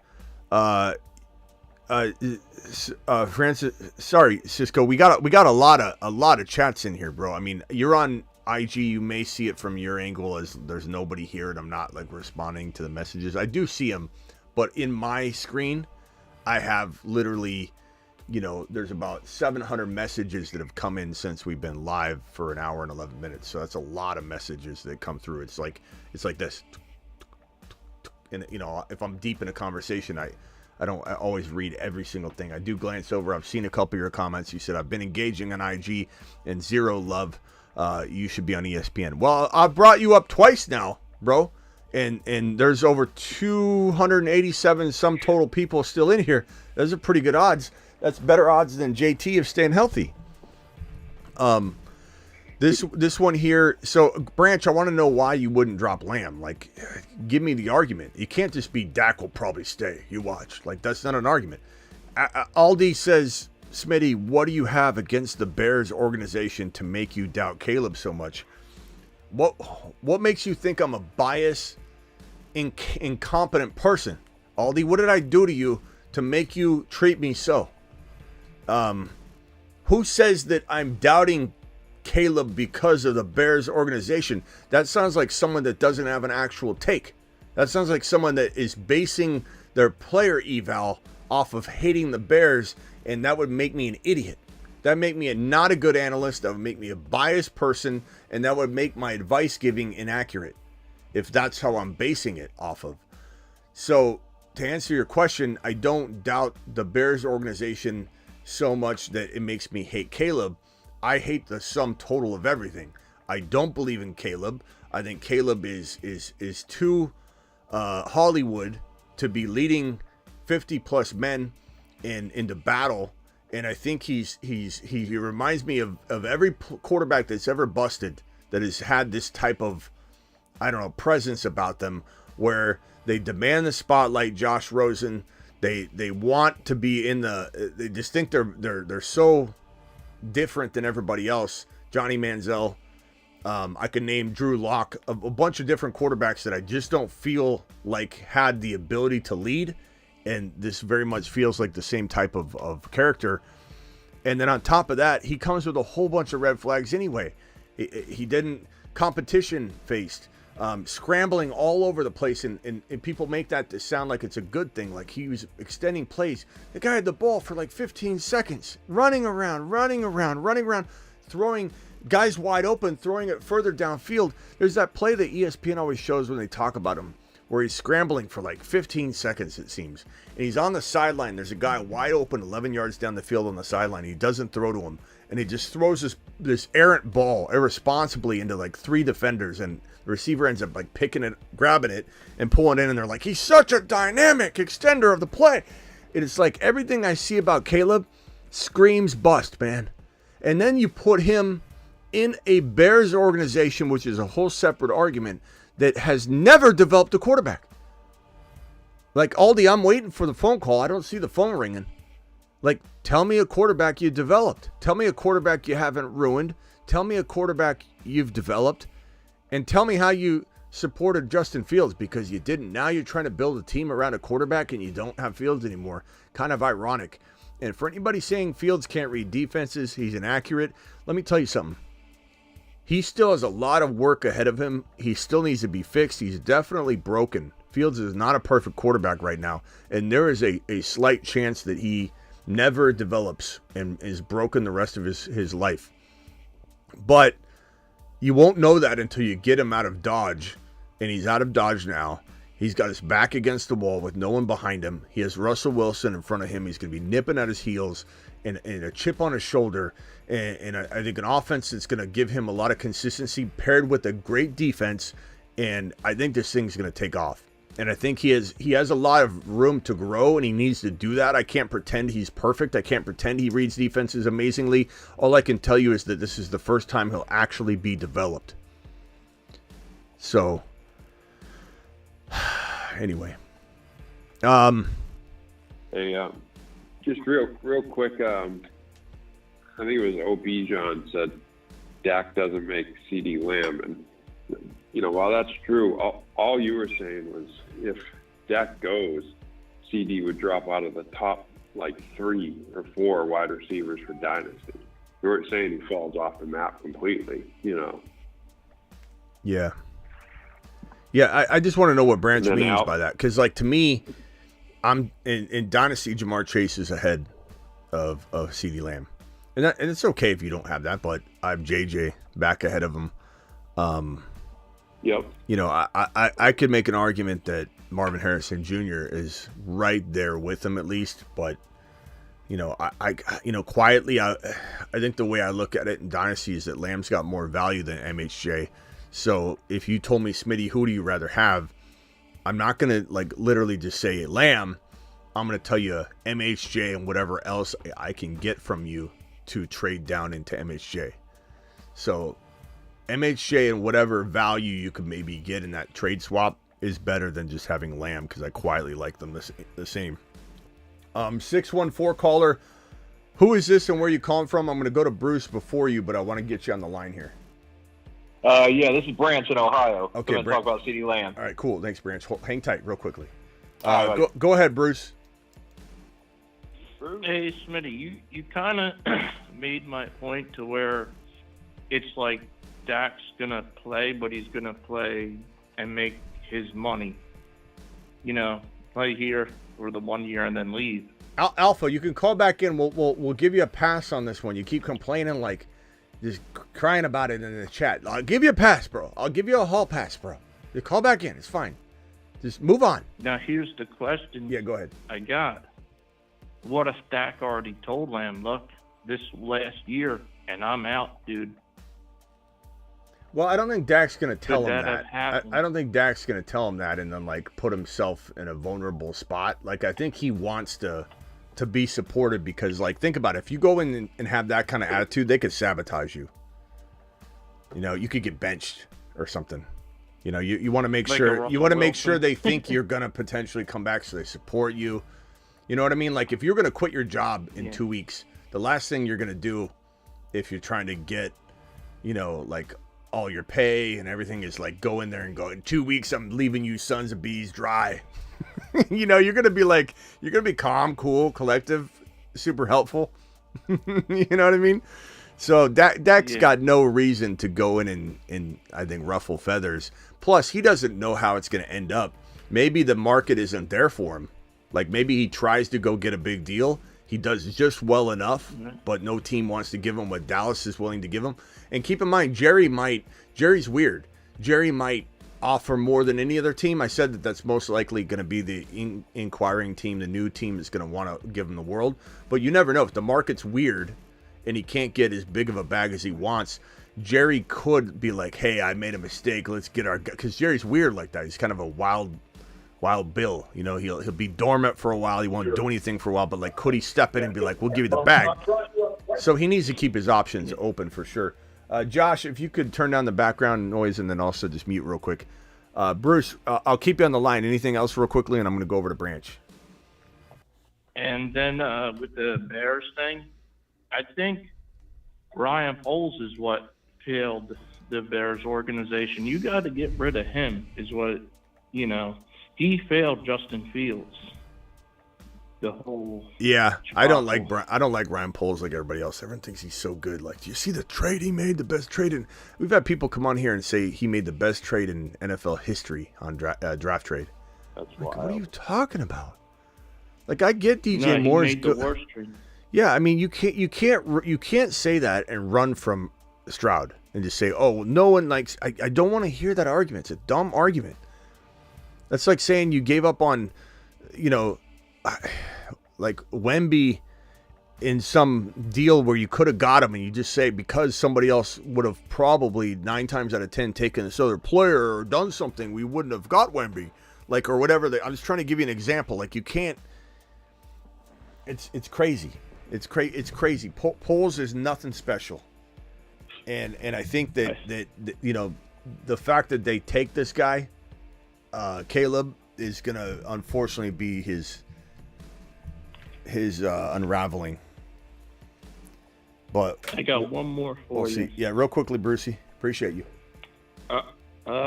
What does it do if and only if, because AB is the source, what if his source is true? What if Herbert does go to JJ? What does that do for him fantasy-wise? How high would that make him? If Herbert goes to the Minnesota Vikings and Antonio Brown is correct, and again, we might have Antonio Brown on this show this week. I can't promise because he's erratic. You know, love the guy. Yeah. Love the guy. I can't believe he said he loves the show. I got this message he sent me here. It says enjoyed your show. You know, he's erratic for sure, and that's what we love about him, you know. And you can hate on him and you can call him whatever you want. Like, I just enjoy, in a way, I enjoy the freedom of things people can say on Twitter because you can't see that anywhere else. And so I do enjoy, as much as I don't love some of Twitter, I love that people can kind of be whatever they want to be on Twitter. And he decided he wanted to be a network. And it's just really entertaining to watch, and it's like watching a train wreck. And he's called some things, and he's missed some things, and he's coming out here putting like everything on the line, saying this Herbert deal has got legs. So I don't think it does. The dead cap is making it a big, almost near impossible hurdle to clear. But if we were just to like kick it around and say, okay, what if it was real? I think that JJ with a rookie, even if it's Penix Jr., who I love, JJ with the rookie would probably be still a top 5-6 wide receiver. He would be similar to his version of himself last year, where he's getting 100 yards, he's figuring it out, but the touchdown likelihood goes down a little bit. But I like Penix Jr. a lot. I think that could be a crafty, and Nix is good too. But you give him Herbert, who I believe will never see the Herbert we want to see if he stays in LAC. He'll start to deteriorate in a way in terms of like fantasy football max ability. We won't see him ever fully unlocked. And it doesn't mean he'll play badly. It just means he'll be very, very contained. Like JJ McCarthy, we don't know what he is because there was a governor put on him. He had handcuffs on, and he did very well, but he was very much a very efficient in a box, did certain things, wasn't asked to do anything crazy, was not stepping out of his comfort zone ever. I think if Herbert, who has the ability to be a top 5 to 6 quarterback, I mean, we didn't record this little audio clip for nothing. Herbert is the GOAT. He'll punch you in the throat. Herbert is the GOAT. Like, we didn't record that Herbert thing for nothing. At one point we loved Herbert on this channel, and a lot of people still do. if he was to go to Minnesota and get to throw footballs to JJ, Justin Jefferson, Justin Herbert would turn. I don't know what Herbert would turn into because the quarterback pool is very, very saturated with talent right now. I don't know if he could be a top 5 guy, but he could be a 6, 7, 8 quarterback. He'd be what Cousins was. Cousins would dance in that territory every single year. Stafford in that territory. Kyler Murray, he would be in that category for sure. Kyler, AR5 might even dip in there because I don't know how he fit everybody in there, but AR5 is like top 5 to 6. So Herbert will be in that 6, 7, maybe 5, 6, 7, 8 range. But JJ would all of a sudden be number 1 again in everyone's book, especially Dynasty. If Herbert went to Minnesota, again, pipe dream, fairy dust, I get it, might not exist. But if Herbert was in Minnesota, JJ in redraft goes back to maybe the number 1, number 2, or number 3 overall player and number 1 wide receiver. And in Dynasty, forget about it. There's no one close to him. He's got Herbert to the moon. To the moon. But it's a pipe dream. Okay. It's a pipe dream. Hopefully Antonio Brown tells us otherwise if he does come on here. Let me see if he's even DM me back. He's getting some beauty sleep. He's got a monster news division to run over at CTESPN, so he's probably getting his beauty rest. Let me go on over to Branch, who's been waiting patiently. Branch, I appreciate you. I'm not calling you out for your comment. You merely said, let me see if I can find it and put it on screen. You said, hell no, LOL, you're not dropping Lamb. I'm not saying you're wrong on this. Let me see if I can pull. Nobody's selling Lamb at a discount. Let me see. Here it is. Here's your comment. Hell no, I'm not dropping Lamb. And you said this in regard to my statement of if Dak leaves, or we're assuming Dak is gone next year, how do we have him as like wide receiver 1, like he kind of is floating around right now in Best Ball Underdog Fantasy promo code Smitty? Okay, I understand. I was more talking along the lines that I'm not going to drop a guy now in Dynasty. Okay. A year ahead of time for a situation that may or may not happen. So yes, I'm absolutely not arguing if Dak is gone in 2025. Yeah, it does hurt CeeDee Lamb. So to see where you are, when you said you would drop Lamb without Dak, how far down are we talking here? Like how many spots do you just, off the top of the head, do you think you would be moving Lamb down without Dak? So looking at Underdog Fantasy promo code Smitty, again, Underdog ADP. The link is in the description of the video. Click that bad boy. But I'm looking at ADP rankings right now. And the wide receiver ADP rankings for redraft. Now we can couple this with Dynasty in a second. Let me kind of just talk to redraft. Redraft, he's number 1. And he's number 1 by quite a bit. Like we're talking about an ADP of 2.4. McCaffrey's... Yeah, that's actually been a bit surprising to me, too. McCaffrey's 1. Gap this year. McCaffrey's 1.1. He's not like 1.5 or 1. Like he's 1.1. He's the top guy. Lamb is 2.4. Tyreek Hill is 3.2. So it's not like they're kind of sharing, or really, really, really close or anything. You got guys like, for example, DJ Moore's 23.3 and Debo's 23.5. So you can share ADP data. So the fact that they're literally 1 apart means that Lamb is the consensus without hesitation. You draft 9 times out of 10, if not 10 out of 10 for you. Lamb's going as the number 1 wide receiver. I don't believe that Dynasty is going to change much. Maybe you have JJ climb back up depending on what happens with the draft. But like right now, if I'm in a league that I have Lamb in, I would contemplate trading him for JJ, who's wide receiver 4. Would I move him down past Amon-Ra and Puka and AJ Brown and Garrett? No. But like, would I rather have Marvin Harrison Jr. and something over Lamb in a dynasty on the spec? The very, very smart logic that Dak won't be there in a year. I would rather have Marvin Harrison Jr. and something because I can get something. I don't disagree with you at all. So okay. We might be a lot closer here than we thought to be. Yeah. Look, we got 3 rookies coming in this class that any of them, I think, would have been the number 1 wide receiver in the last couple of classes. So this is a stacked class.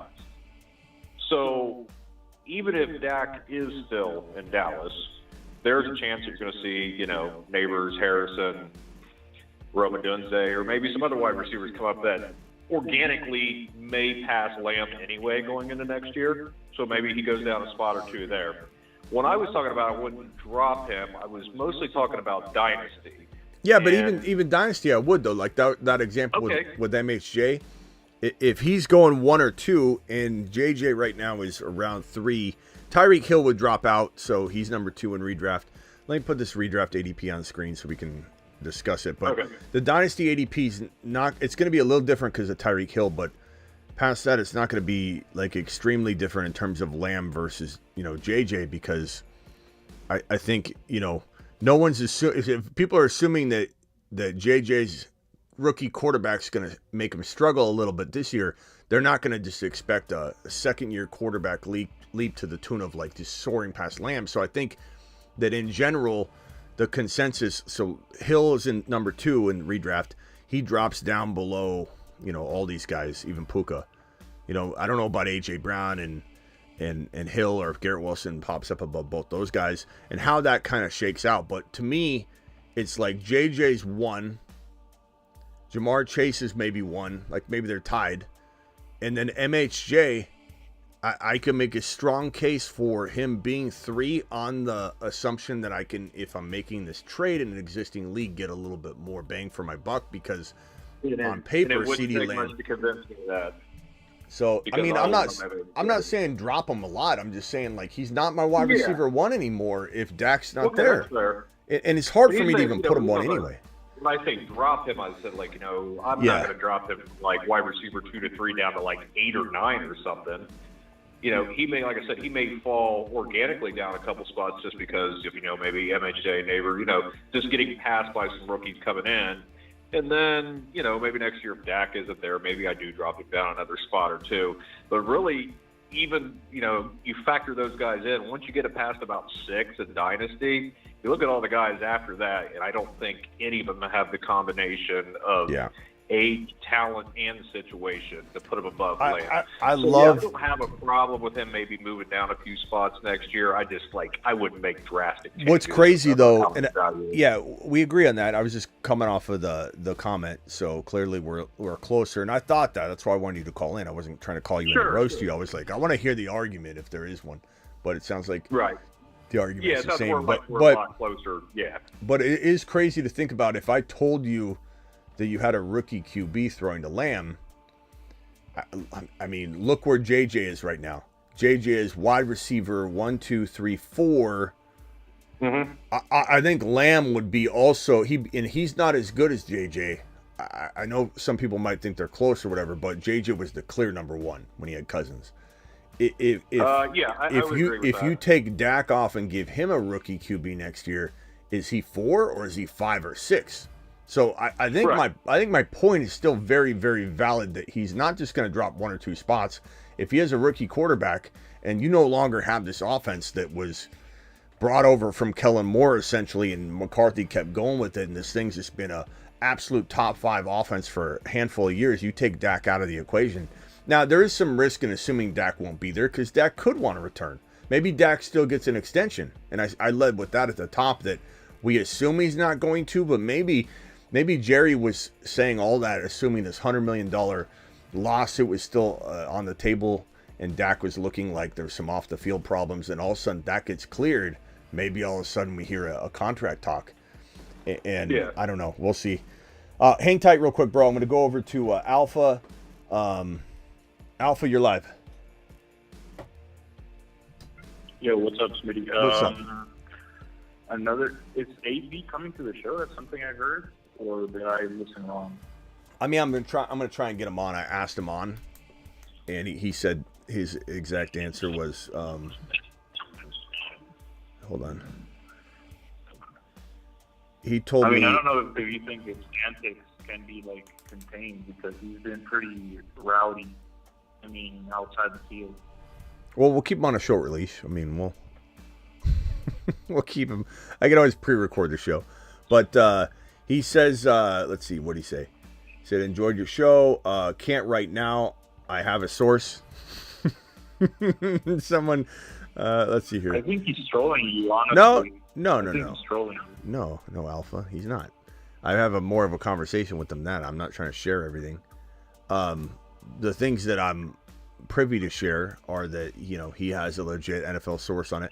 Now, he might be trolling everyone, but he's not. But I truly believe he has a connection and he's trying to land something big. We just don't know if he's getting trolled and he's passing the troll along. But he's trolling a lot of people, but that's kind of his thing. But he's certainly, at some point, I hope to have him on. I mean, look, these guys are busy, just like I'm busy. If someone says, "Hey, Smitty, can you come on my show?" I don't have time. I get exactly what he's going through if he can't come on here. But I told him at the very least, let's jump on an IG live. So hopefully it'll be, at the very minimum, he'll jump on an IG live. Not a big deal. Or he's going to go live on IG and he'll tell me when, and he'll let me request in or something like that. We'll figure something out. But even if he can, yeah. I mean, I'm not worried about it. Alpha, what are you trying to get hung up on again? All right. Hey, Alpha, what do you think about Lamb? And then I'm going to move on to Josh from Cali, who hasn't talked in a while. Do you think Lamb is going to be without Dak in 2025 or not? I think he won't be with Dak in 2025. I think he stays in Dallas, and I think Dak leaves. Wouldn't it be crazy if Russell Wilson was in Dallas? Or trying to think of another scenario. That would be terrible for Dallas. I mean, I know they're a train wreck.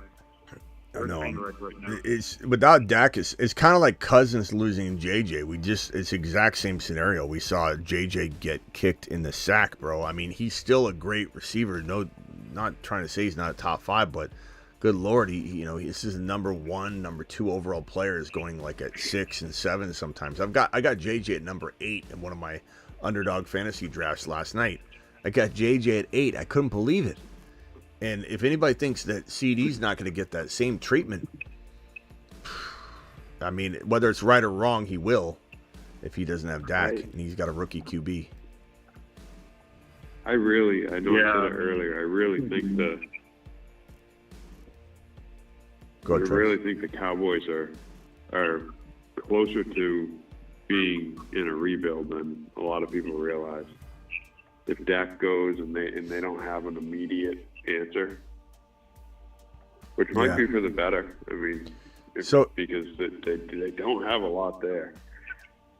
People think they do. But here's the thing, though, and really I should have led with this as well because it's pretty important information. If Dak does get a long-term deal, that opens up a whole bunch of 2024 money because they're paying this guy a boatload this year. And so if they want to extend CeeDee Lamb this offseason, they have to extend Dak. So if they extend Dak, they actually can bring Lamb in. A lot of people think you can't extend both. No, you have to extend both to get both signed. So Dak Prescott getting an extension would open the door to an immediate CeeDee Lamb extension. And at the end of the day, like you're maybe rebuilding and trying to win now at the same time, and that's what you need to do. Yeah. Look, Dak's been very good. Like, I don't really get all the Dak hate, to be honest, man. I think while Dak hasn't won in the playoffs consistently at all, but like I blame that on the Dallas Cowboys as much as I blame the Chicago Bears for not giving Fields even a shot, or the Niners not giving Trey Lance a shot, or whatever case you want to make. I think even though it's a different level of giving up on a player or ruining a player, I think Dak, how are you going to find somebody that plays this position in this offense better than Dak? Like, you're going to go get a top 4 quarterback, top 5 quarterback, because he is a 6 to 10 quarterback. He is that quarterback. There's only so many top 5 quarterbacks, I'll tell you. There's only 5. Actually, in our book, there's always 6 top 5 quarterbacks. But you're not going to find, unless you make some sort of big trade and a team's not going to give up a top 5 quarterback, you're getting Dak Prescott. You're going to go get another Dak Prescott if you're lucky. So at the end of the day, Jerry would be smart to say, hey, the $100 million lawsuit against Dak has been dropped. There's no more off the field concerns or bad optics. Like, this isn't like an assault, a guy that has a $100 million assault charge on him now or anything. Like, this is a guy that's free and clear of that. And so the optics aren't bad. And you sign a guy that continuously delivers statistically for you, and you build around him properly. If I was in charge of the Dallas Cowboys, I would have extended Dak, freed up money for Lamb, and also bring in Henry Jacobs or Henry Jacobs or Barkley. So I would have had a Henry, a Jacobs, or a Barkley, or I would for sure draft Braylon Allen because he fits the bill of the workhorse, brute force, run between the tackles type of player that the Cowboys have wanted and kind of wanted Pollard to be, but he wasn't. They want that player. So if you don't want to spend money on a running back, that's fine.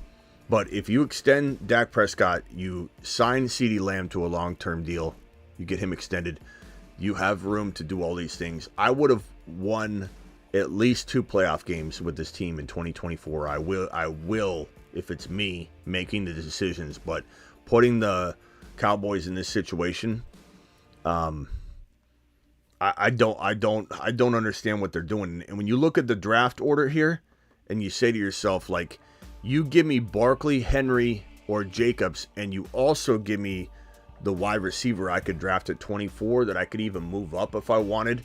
If I went and got BTR, Brian Thomas, or BTJ, Brian Thomas Jr., I'm making a serious championship run. Brian Thomas Jr., CeeDee Lamb. You could almost say that they don't fit really well together. Whatever. To draft another receiver if you want, but I would still take him. I would figure it out.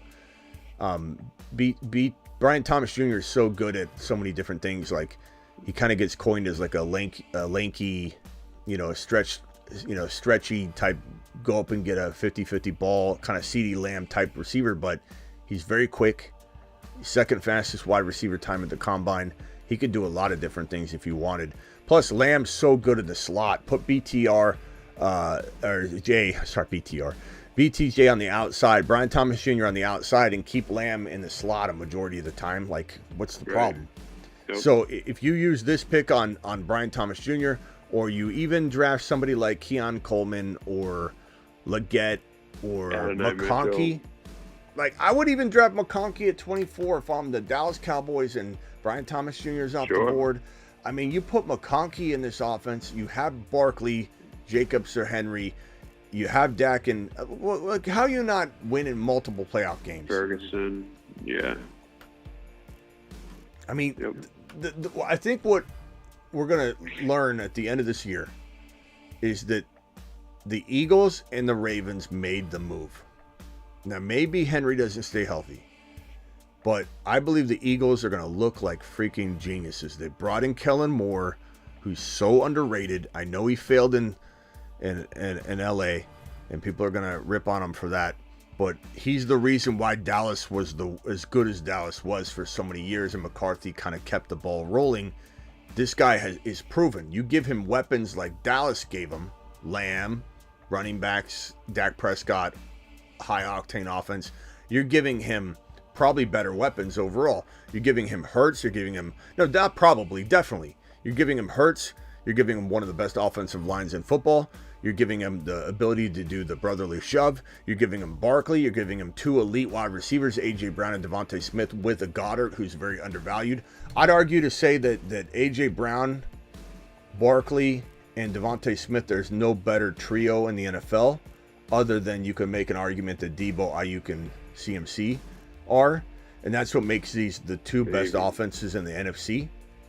But name a trio that's better than that. You throw the quarterback in, the Niners don't hold a candle to it. Now you've got a quad that's better than anybody in the National Football League by a country mile. Jalen Hurts, Barkley, A.J. Brown, and Devontae Smith. This team is smashing everybody to pieces in 2024.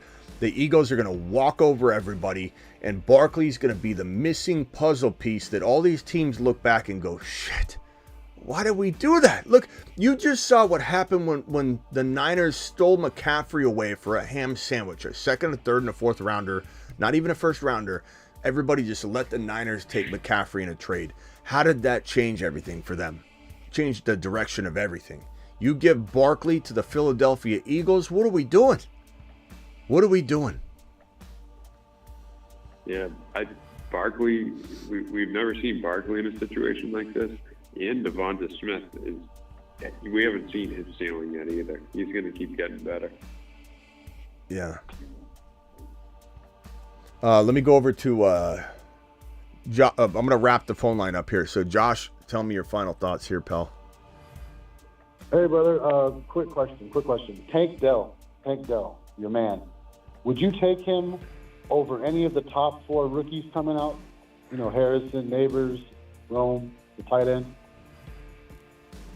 You're talking about this guy right here, Tank Dell. Who's Tank Dell? This guy? Yes, sir. This guy right here? Dear Santa Claus, I'm thankful this year, especially for Tank Dell, who helped my daddy win his fantasy league so I could have all the toys and candy I want, because I'm a selfish little and thankful for my dad being able to win his fantasy football league, because he sucks at fantasy football, and if it wasn't for Tank Dell and the fantasy football show, he wouldn't win shit, and I'd get nothing for Christmas, and that would suck ass. Love, Timothy.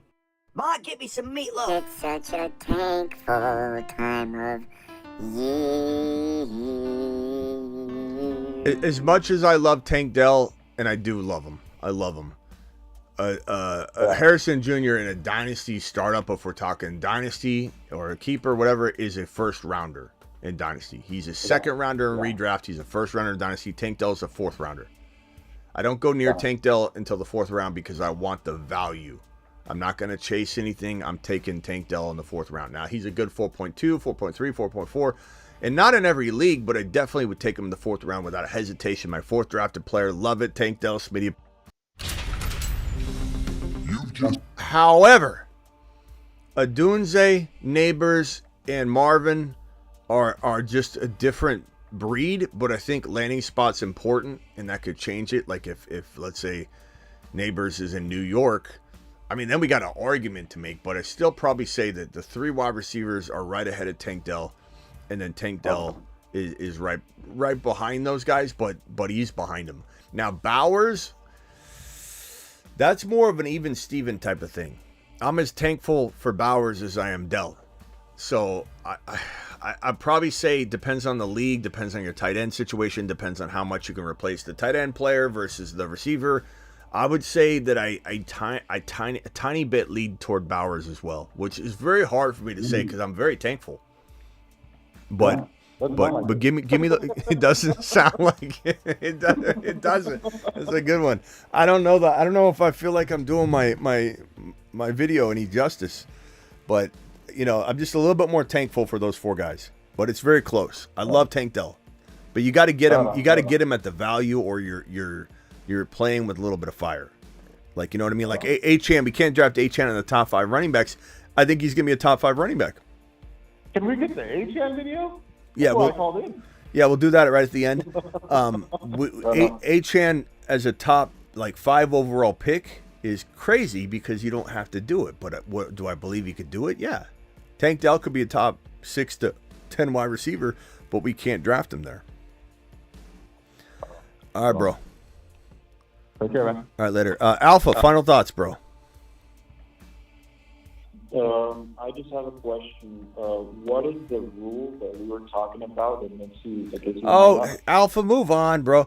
It's just you don't know. A lot of people in the past have tried to plug their own. I don't want to make them. But who cares? It's not a big deal. You're not getting kicked off the show. You're just not.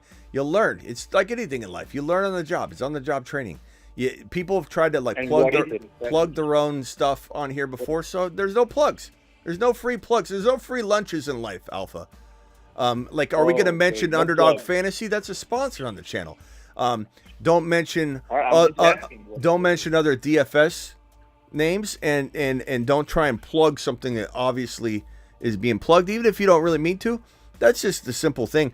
Like, people just try and do that, and it's like, you know, you're gonna get hung up on here. People think that they're tricky, they're crafty. So there's just you know, hard rules there. It's no big deal. Right. It's not a big deal. Don't take it offensively either. I mean, we've had some big people. I've hung up on Ron before. I haven't hung up on Travis, but he's not immune. Travis might make a mistake, and he, you know, he'll be fine. You're okay, bro. You're okay. Debo did it. Debo did it, Alpha. Don't worry. I'm not mad. I'm just asking. I'd hang up on Debo too. If Debo called in and tried to plug, you know, some other DFS site, I'd hang up on him. I'd say Debo did it. Yeah. All right. Don't worry about it, bro. All right. We'll see you tomorrow. Thank you, man. All right, later. All right. Take care, man. All right, Travis. Any final thoughts? Debo did it. No, not really. It'll be interesting to see how all this actually does shake out once the draft comes and goes. And cause I think there will be at least one big trade during the draft that involves, I don't know whether it's one of the wide receivers or something like that, but it's so hard to tell, you know, at this point which one it's going to be. I wouldn't even know what to predict. I mean, I guess maybe I might predict Ayuk, if anyone, but yeah, I don't know. Like, what would you say if you had to take a guess? Like one big player to move, or is it someone we haven't even talked about? Something to be a surprise. I think the most likely wide receiver to get traded would be Ayuk. I think the most likely quarterback to get traded would be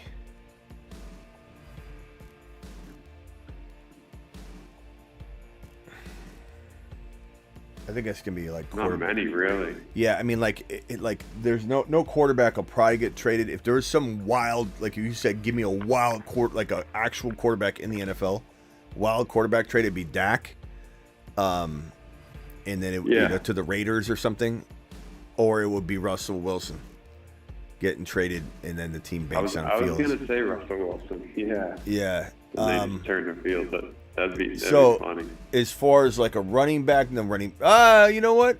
A running back could get traded. What was the running back I was thinking of the other day that could get traded? Let me see. Hold on. I'll try to refresh my memory. Who was it?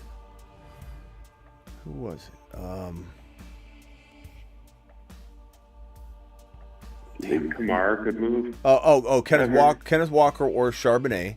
Yeah, Alvin Kamara could get moved.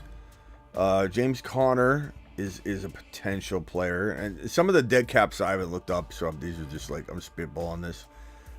Somebody asked me earlier about Swift and why I don't like, or do I like Swift this year, and I don't. And just so you know, I think he got run into the ground. He's finished the year awful in the grand scheme of things, and he got tired, and they worked him to the ground. He feels like a broken person. Could Javonte get traded? No. I wish. Let's see here. I mean, maybe one of the Chicago guys, Roshan or Herbert. Yeah, maybe. So that would be that. As far as a tight end, I don't think there's going to be any tight end trades. But if I had to come up with one, I would say Isaiah Likely or something like that, or maybe Kittle gets traded because they can't afford everybody next year, so they have to do something. Maybe.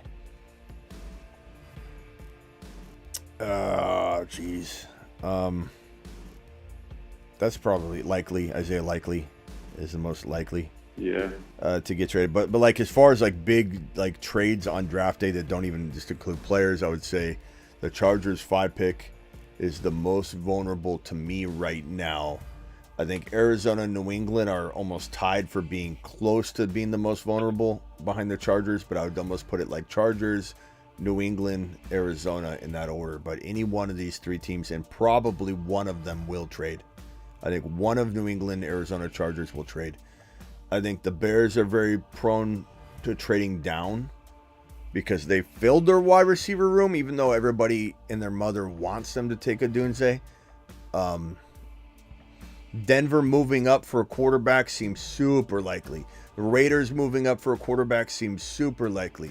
Indianapolis moving up for a wide receiver like a Dunze seems very likely. Yeah. And the Niners making some sort of trade. They usually are very active. I would see that. I could see that. Those would be my guesses. And then my one that I want the most that I feel like is kind of up there is Buffalo.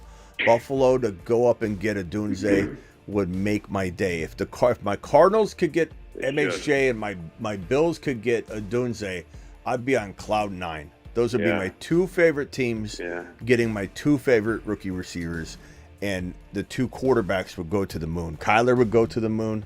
Josh Allen's already on the moon, but he would venture over. No, he's already on Saturn.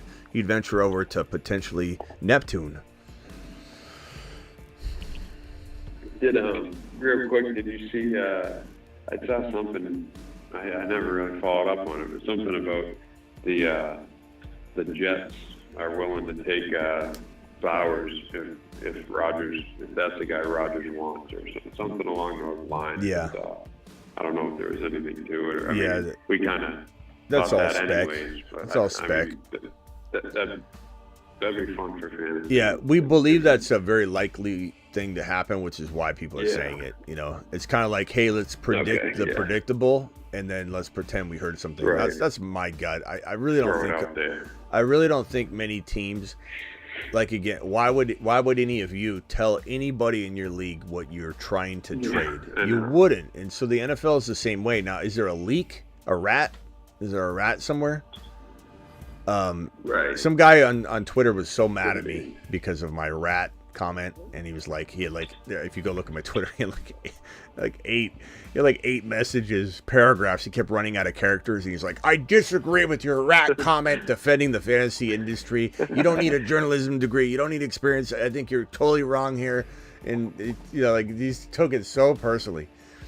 But like, I think most people, it either is somebody ratting on the organization that's a legitimate source, right? Yeah. Or it's a intentional leak to Schefter or Rappaport for strategic advantage, or someone doesn't know anything, or their dry cleaner, their dry cleaner's cousins, brothers, sisters, haircut, plumber heard something that somebody told them, and that person's just trying to show off. Anytime somebody tells somebody, hey, I know this, just remember that how many layers of that did it go through?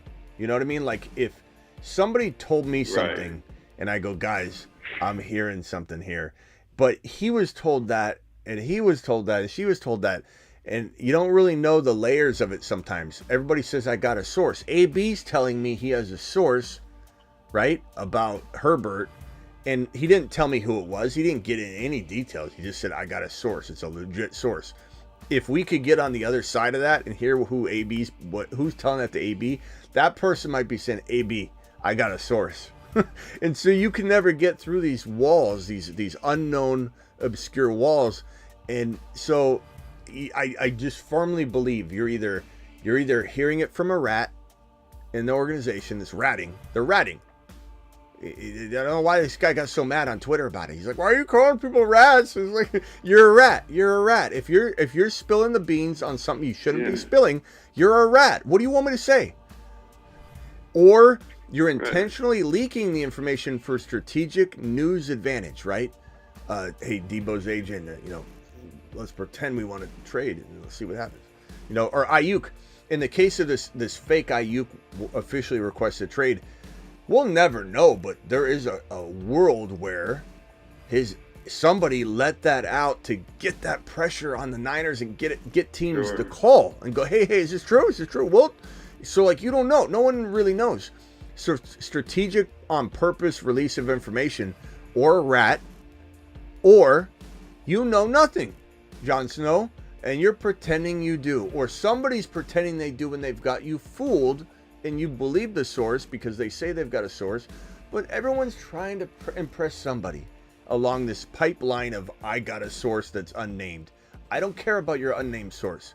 I don't believe you until you prove it. Will I come and talk about it? Sure. If you are making enough waves where I'm getting multiple DMs and phone calls and texts from buddies, and my dad's texting me going, is this true? I'm going to come live and shoot it down, laugh at it, confirm it, maybe say I neither confirm or shoot it down, but let me tell you where this would go from a fantasy perspective, because you guys are interested in that. You know, it's like sometimes on IG, especially Niner people, when I go live on something Ayuk related, these Niner fans who I love, they're like, this is fake news, why are you talking about this? And they don't even delve into the root of what I'm saying or the core of what I'm saying when I say, we don't know if this is true. Like the Jaguar trade rumors, we went live on it. And I'm going to every single time. But I was very abundantly clear saying, I don't know if this has legs. It's out there, everybody's talking about it.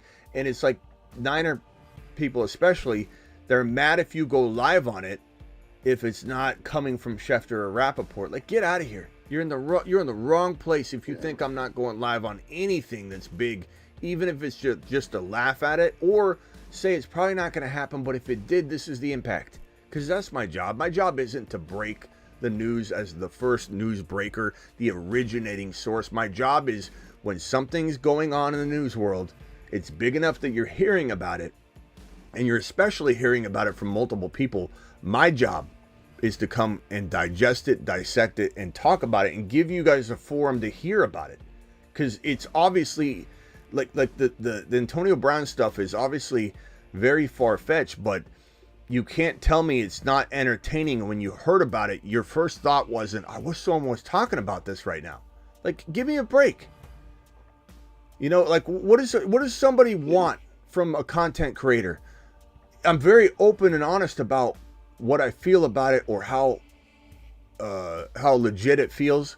But, like, would you rather have someone not talking about the Antonio Brown, you could say, nonsense, or what? Like, what would you rather have? I wasn't doing anything last night. You weren't doing anything last night, in general, talking to all of you. And I could have either not went live on it, and we all went to bed early, or I could have went live and given you guys a forum to call in, have fun, ask other questions because I'm live anyway. It's just like, people have a problem with everything, and I don't care. It doesn't bother me. I just think that it's funny to me that we have so many fake news reporters out there, and they create a lot of this drama that I got to go live on, and I actually enjoy going live on it, so it's not a big deal. It's good for business, really, but people that think that you could just be a news organization because you put it in your Twitter bio or your Instagram bio, you're not going to be confirmed as a news organization by me.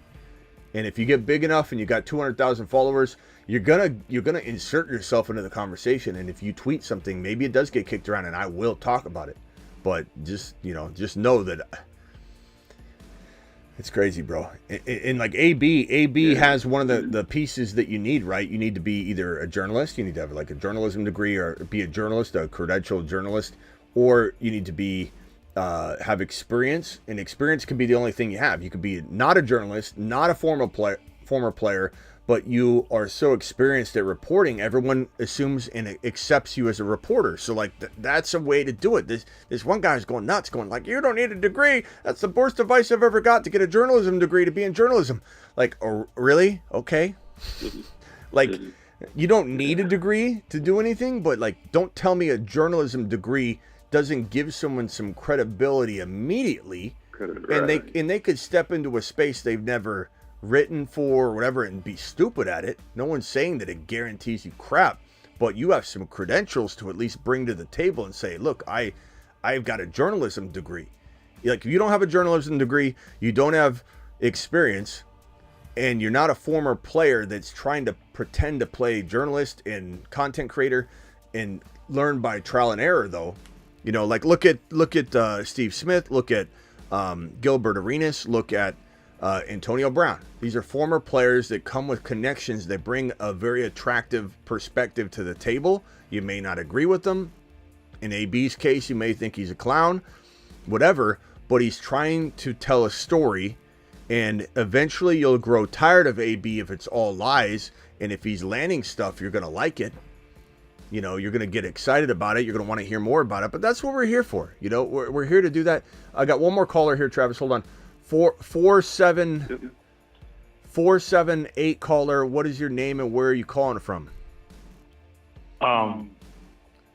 Georgia. My name is Craig Weaves. Craig, what's up? Oh, good. Oh, so I wanted to call you and ask you a question about. I know you're talking about Ayuk and this trade. I had a question about Jahmyr Gibbs and Kyron Williams in my league. Yes. So I'm in a league where you can keep people for 3 years. You have to toss them back. But last year I have Puka, Kyron, and Jahmyr Gibbs. If I keep Kyron and Puka, I get to keep them at the last pick of my, because they were undrafted, so I picked them up off of Give it to me. Picks of my draft. Give it to me one more time. Puka is what round pick? 14th round, and Kyron as the 13th, or I can keep Gibbs as the second round pick in my draft because I picked Gibbs in my second round pick. Okay, so Gibbs second, and Kyron or I was. can keep Puka and Kyron. Okay. 13 and 14. Puka and Kyron at 13 and 14, the last pick of our draft. So here's the deal, bro. Like, as much as I love Jahmyr Gibbs, and I do, these are both top 15 overall players. They're they're kind of getting drafted right at that number that you said, 14th round, 13th. They're going at like 14 and 13 overall. So these are like first round. No. I'm not talking about I get to keep them as a 14th and 13th. I know. I'm just saying, ironically, they're going at like 13 and 14 overall. Like, that's how high these guys are going. So you're getting these guys as a round 13 and round 14 player, which, as much as I love Gibbs in round 2, it is a great value. This allows you to now draft a second round player. Name 2 or 3 second round players that are likely to be available in your player pool. Probably Marvin Harris, maybe AJ Brown, maybe I doubt Breece Hall's going to make it because he's going to be up to the draft, but okay. I doubt that he's going to make it to those. So would you rather have a round 13 guy and Gibbs and Puka, or would you rather have Puka, Kyron, and MHJ, or Puka, Kyron, AJ Brown? Would you rather have just Puka and Gibbs, or Kyron and Gibbs, or would you rather have Puka, Kyron, and MHJ?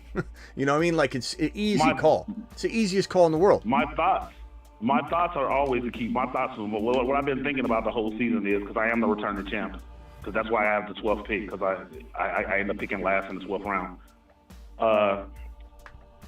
The easiest thought I've always been thinking about is to keeping both of the Rams, because I get to give them 13, so I get all my picks early in the draft.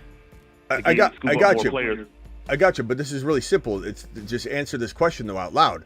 Would you rather have Puka and Gibbs, or Kyron and Gibbs, and we're gonna call a 13th or 14th rounder nobody, okay? Because the 13th or 14th rounder is nothing. So would you rather have Puka and Gibbs, or Kyron and Gibbs, 2 players, or have both Puka and Kyron and also MHJ or AJ Brown or Mahomes or someone like that's an extra player, bro? That's a totally extra player. And that's not just an extra player. That's a top 15 overall player. You get 3 top 15 overall players in this example versus 2. So it's the easiest, question I've probably been asked all month long. That's how easy it is to answer that question. You got to turn your background noise off. 571. I had to hang up on you. You had blaring. What'd you say, bro? I thought it was the easiest thing too, but I know I love Gibbs. Like, that's why I drafted him so early last year, because I love Gibbs. I don't want to see him on another team. Yeah. But like you said, I know. I just wanted to hear from you, because I've been looking for. I started listening to you last year. Easiest question I've been asked all year. It's Puka and Kyron.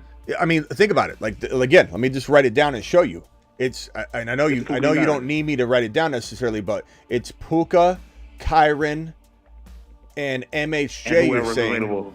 Or it's Gibbs and let's say it's Puka. Gibbs and Puka. Which side would you rather have? It's like the easiest question ever asked in the history of fantasy football. Like, you are by saying I want that Gibbs value so bad, you're punting an entire MHJ. You're punting an entire player. Like, it is the easiest question, and you can still draft Gibbs back. Even if I get, because I'm gonna have the 12. I'm gonna have the 12-1 and the 12-13. So even if I keep Gibbs counts as my second pick and the first pick in the second round, but I can still get Gibbs. If I keep Puka and if I keep Gibbs and Kyron, I can still get all right. MHJ still. All right, bro. Appreciate you, Craig. Go ahead. Yeah, you got it. You got this, man. I gotta run. Appreciate you. Call back in tomorrow, bro. You there, Craig? Craig? Yeah. Or was Yes, that sir. Craig? Or who was I talking to? No, I'm Craig. I'm Craig. They're both Craig. They're Oh, both they're Craig. both Craig.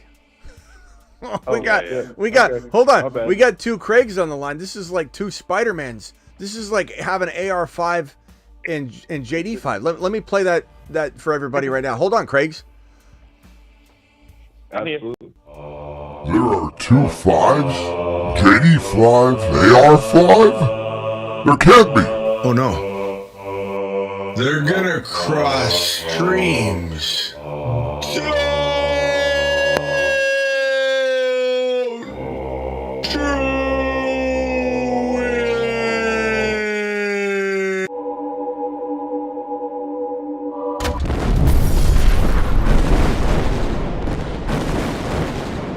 All right, so we got 2 Craigs on the line. Craig from Georgia, I appreciate your question. I do got to run, so I'm going to drop you off. You were the question about the Puka Kyren MHJ, right? Craig from Georgia? Yes. Okay, Craig, appreciate Yes, you, bro. Are you Craig 5? Are you both Craig 5? I got Craig 5 from Georgia and Craig 5 from where? Where are you calling from, 571, Craig? Virginia. Georgia and Virginia. Wow. That's crazy, man. Craig from Virginia. Right, we should be from freaking Canada. Wow, this is insane. I got two. It's like 2 Spider-Mans. What can I do for you, Craig from Virginia? Craig 5? Look, I don't have a DFS question or anything like that, but I'm just saying, like, I'm not a huge NFL guy, but I love my Bears. I love my Chicago Bears. If they draft Caleb Williams in the first round, that is the biggest mistake they will make in the last 20 years.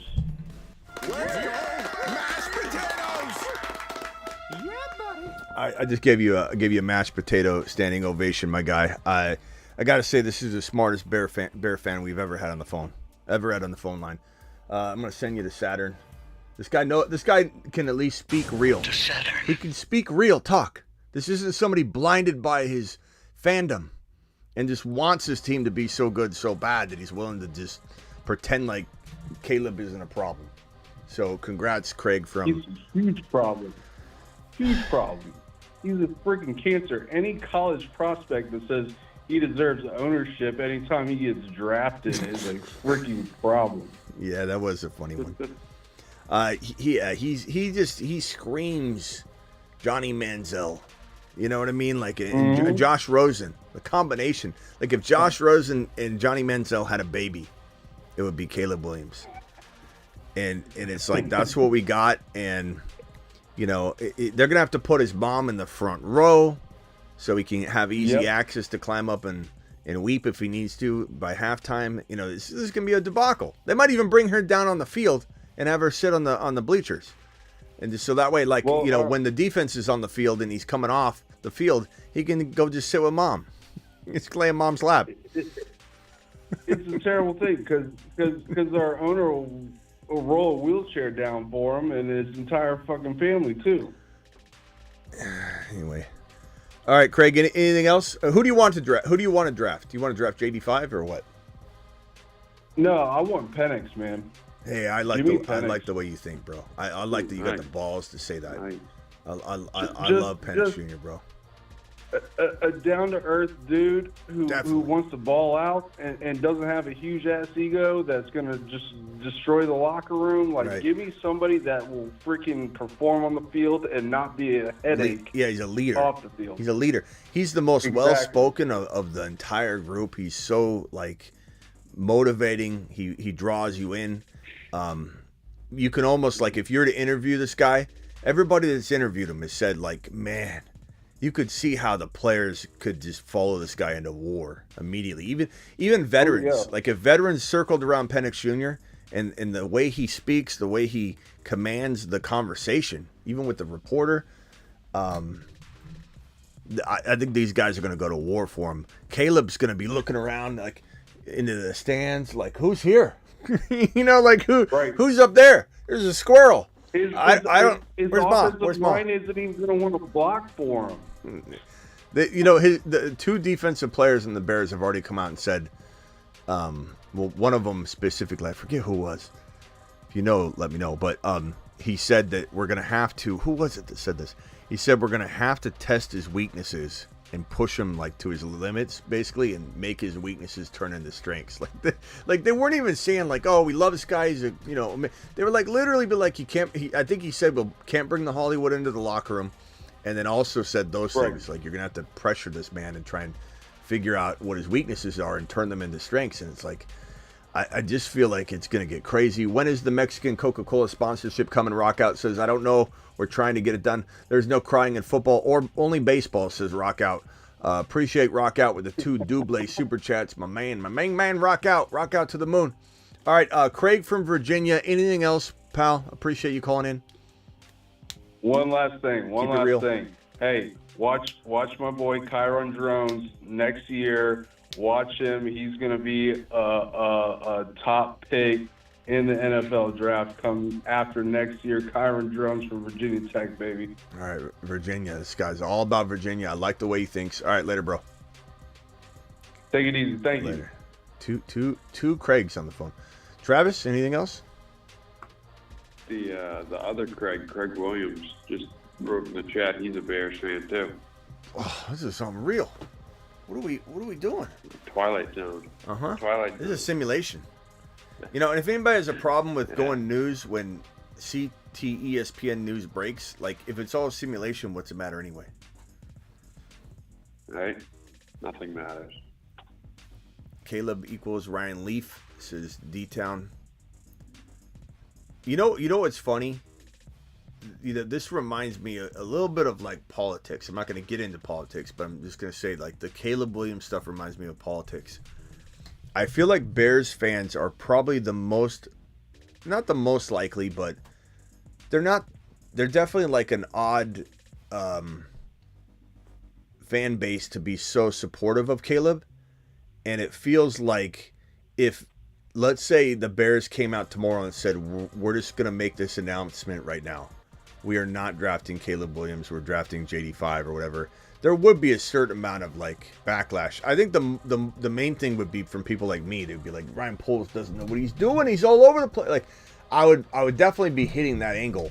But from the fan base perspective, I think there would be a sigh of relief from about maybe, because the fan base was divided. 50% wanted Fields, 50% wanted Caleb.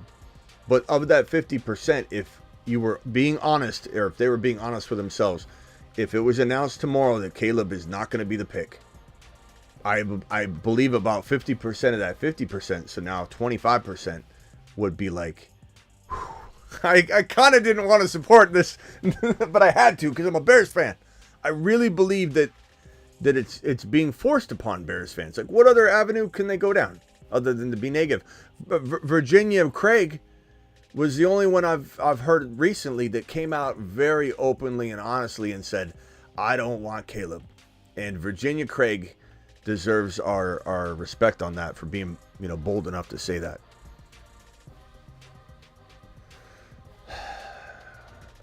Who said he takes calls every show? All the super chats get answered as well. Who's asking that? Oh, I was just letting Craig Williams know because he was asking if you were taking any more questions or not, and I was just saying I'm not sure because I think any super chat I throw on screen. Yeah, any super chat I throw on screen. Just let him know when you were live and all that. So just in case, I don't know if this is his first show or if he's only seen a couple. Yeah. So I just figured I'd let him know when you're live. I got a new sign coming, by the way. I got a new sign coming. This is a temporary image inside this frame, but I don't know how everybody likes this right now versus the other. I had the headphone logo here, but we got the headphone logos all over anyway, so I was like, I'm doing something different here. I don't know if this is looking good or not, but I kind of like it. But I got this nice frame here, and inside the frame is going to be a lit up sign that's going to be essentially the image you see here will be an actual sign, and it's going to be inside the frame. So we'll see how. I don't know if does anybody have an opinion on it. I'm just curious how you guys like it. I still got the sign, but I put it up here. But every once in a while I change things around a little bit, and I kind of just I had a lot of the headphone logos side by side, and I just felt like I wanted to change it up. So drop your thoughts on that in the comments if you can, guys. Anything else, Travis? Nah, I think we covered it all. Good show tonight. Mm-hmm. I'll keep you guys posted on AB. I wouldn't count on it. He seems like the kind of guy that could just vanish on me, but we'll see. Could vanish, or he could randomly just pop up and say, I mean, we got a long DM conversation going here. He's a cool guy. He's very down to earth. And I really hope to get him on the very, very polite. I mean, I was expecting him to be like, "What's up, bitch?" And I'm like, he wasn't. He was very polite, very nice. Super like supportive. He's like, "Your show is great. Thank you. Enjoy." Like I'm really impressed with AB behind the scenes. I mean, AB might be putting on a little bit of a little showmanship, you know, and you know we all do that in the. I think he's smarter than a lot of people give him credit Dude, for. The CT ESPN thing is brilliant. It really is. It's hilarious. All right, we got a couple more phone calls here. Hold on. How long is this show? How long have we been live? 2 hours and 20 minutes. Rock Out, you're live. Then I'm going to go over to Ryan. So, Ryan, hang tight. Rock Out. Rock Out. You were live. Yeah, is there a receiver that KC should go up in the draft to try to get? Yeah, you know, God, I like so many of them for KC, but McConkey would be great. Parasol would be great. I think because you've got a speedy wide receiver like Hollywood, you maybe want a different type of receiver if, let's say, Rice isn't in the picture. But if Rice is in the picture, like you want Leggett to replace Rice if Rice is gone. But, you know, you just don't know if Rice will be even missing more than 2 games the way the NFL treats these things. I mean, this thing's getting really bad for Rice. We haven't heard anything in a while. But you're talking about like potential prison. You know, this is not something that Texas is going to blow over. And there's so many counts. It's different. Like Kamara's situation was a fight. It was gruesome, no doubt. The video footage was awful, but it was a fight. And one could get into a headspace where I say, like, hey, Travis, I know this footage looks good, but I just want to tell you from my perspective so you don't look down on me. What happened is in the elevator, this guy was saying, you know, Smitty, you got a big nose. I hate your sign, your new sign. And I don't believe you about Antonio Brown talking to you. And you're just a punk. And it got out of hand. And before we know it, we got a little shoving match. And it got out of hand. And I didn't stop. And, you know, and Travis would be like, okay. Like I could see a world where this makes sense from the Kamara perspective. I could see a world where this guy wants to get justice for getting, you know, while he was not even moving, he was still getting kicked by 3 guys. But this is like a total different scenario than what happened with Rice. Rice caused a 6-car pileup and abandoned the scene, and those counts aren't even added to the equation yet. This could get in the likes of 15, 16, 17, 18 counts. Kamara's wasn't anything near that. It was pleading down to like 1 or 2 from like 3, I believe. I forget what the total counts were. But it's a very small situation that may have not gotten, may have not been a high likelihood of victory. So the DA is going to accept a plea deal to get it all buttoned up and get a win. Because you're getting a win. When you get a plea as a DA, you're getting a win. You know, we got a win on this one. With this particular situation, there's no advantage for for Texas to plead down to some 1 or 2 misdemeanors. There's all of these counts to make a statement. So it's a very different scenario. So for all the people that want to say this is the NFL, they're not going to do anything, he may not slip out of this from the criminal perspective, and therefore the NFL has to act. And could he delay it until 2025? Absolutely. That's the one thing that makes me think Rice has a shot at playing. But at some point, he'll be suspended for at least half a season to a year. That my final prediction right now, or my prediction right now locked in, that I could change it, but for right now, I feel very confident saying he's out for at least 1 year or half a year to a year. The reason I say that is because with likely of 10, 15, well, just call it 10 to be safe, 10 plus counts, he's going to have to plead guilty. He's going to have to plead guilty to criminal charges, not very flimsy criminal misdemeanors. He's going to have to plead guilty so that he's not getting 14 counts, he's getting 7. And he's going to plead guilty so that he doesn't do jail time, prison time. His objective is right now, I want to get out of it.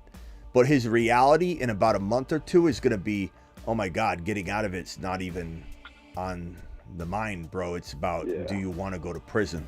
And if you plead guilty to these very extreme charges, you will get probation, but you're pleading guilty to 7 counts of criminal this, and this. One of them being what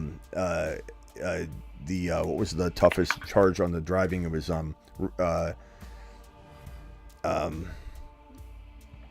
reckless, or no, what was it? It was I forget.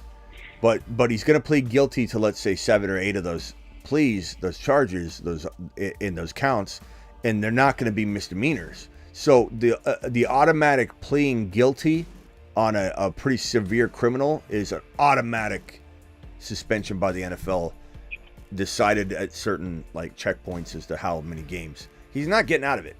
So long answer is this: if Rice is not in play, Leggett would be fantastic. God, this is a long answer. I'm sorry.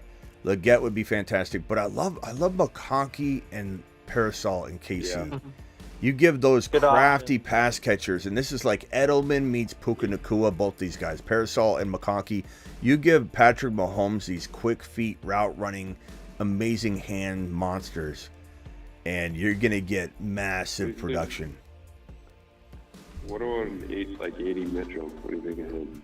I think he's a Bobby catching body. Bobby. He's a body catching Bobby. Yeah, I like A.D. Mitchell. There's also some off the field concerns that I don't really get the vibe when he's talking though, that he feels like a troublemaker though. I really like his interview. Seems like a pretty good kid, but you could put on a show. I don't know. The consensus is there's some off the field concerns with A.D. Mitchell, and then also he's a body catching Bobby. I heard his effort is up and down on the field sometimes too. Yeah. Like the motor, as they call it. But was the charges? The charges you're looking for, I think, was 1 count of aggravated assault, 1 count of collision involving seriously bodily injury, and 6 counts of collision involving injury. Yeah. So the 2 serious counts. Assault is probably. The 2 serious counts, I don't think they both just go away. I think what happens is, again, this is like one of those things where like you put the best way. Let me think. Everyone says I either have amazing analogies or I have weird analogies, but let's say you're in a plane crash. Okay, you're in the snow. This is like the movie Alive. You remember the movie Alive? And you decide you're not going to get saved. You're going to hike out. Okay, and you don't know how deep your plane is into the Himalayas or whatever, and you see these huge mountain ranges, and you finally get to the top of the mountain range, and you're like, oh my God, we're here. You get to the top, and you see 5 more, and you're like, oh my God. You know, your hopes and dreams of it all being okay are gone, and then you muster through it, you get through the 5, and you get to the next one, there's 5 more. It's like you're just defeated. I believe that what the DA in Texas is going to do, and I've heard this from multiple people, so it's not just my theory, but you're going to see them layer more of these counts on. And so he and his team are getting used to, okay, we got X number of counts, 7, 8 counts. Then they haven't even thrown on the leaving the scene on. They haven't thrown any of these other things on. They're going to start dropping more counts on this, and they can. It's not set in stone here.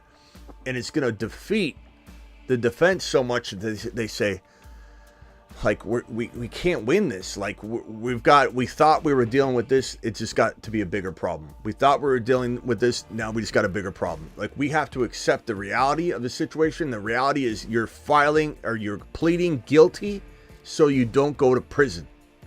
And that's the reality of the situation. Your playing career, the number of games you get suspended, you're going to have to take that as it comes, but that is secondary. Do you want to go to prison? Because if you don't plead out, you're running the risk of going to prison. And so he's going to be like, I don't want to go to prison.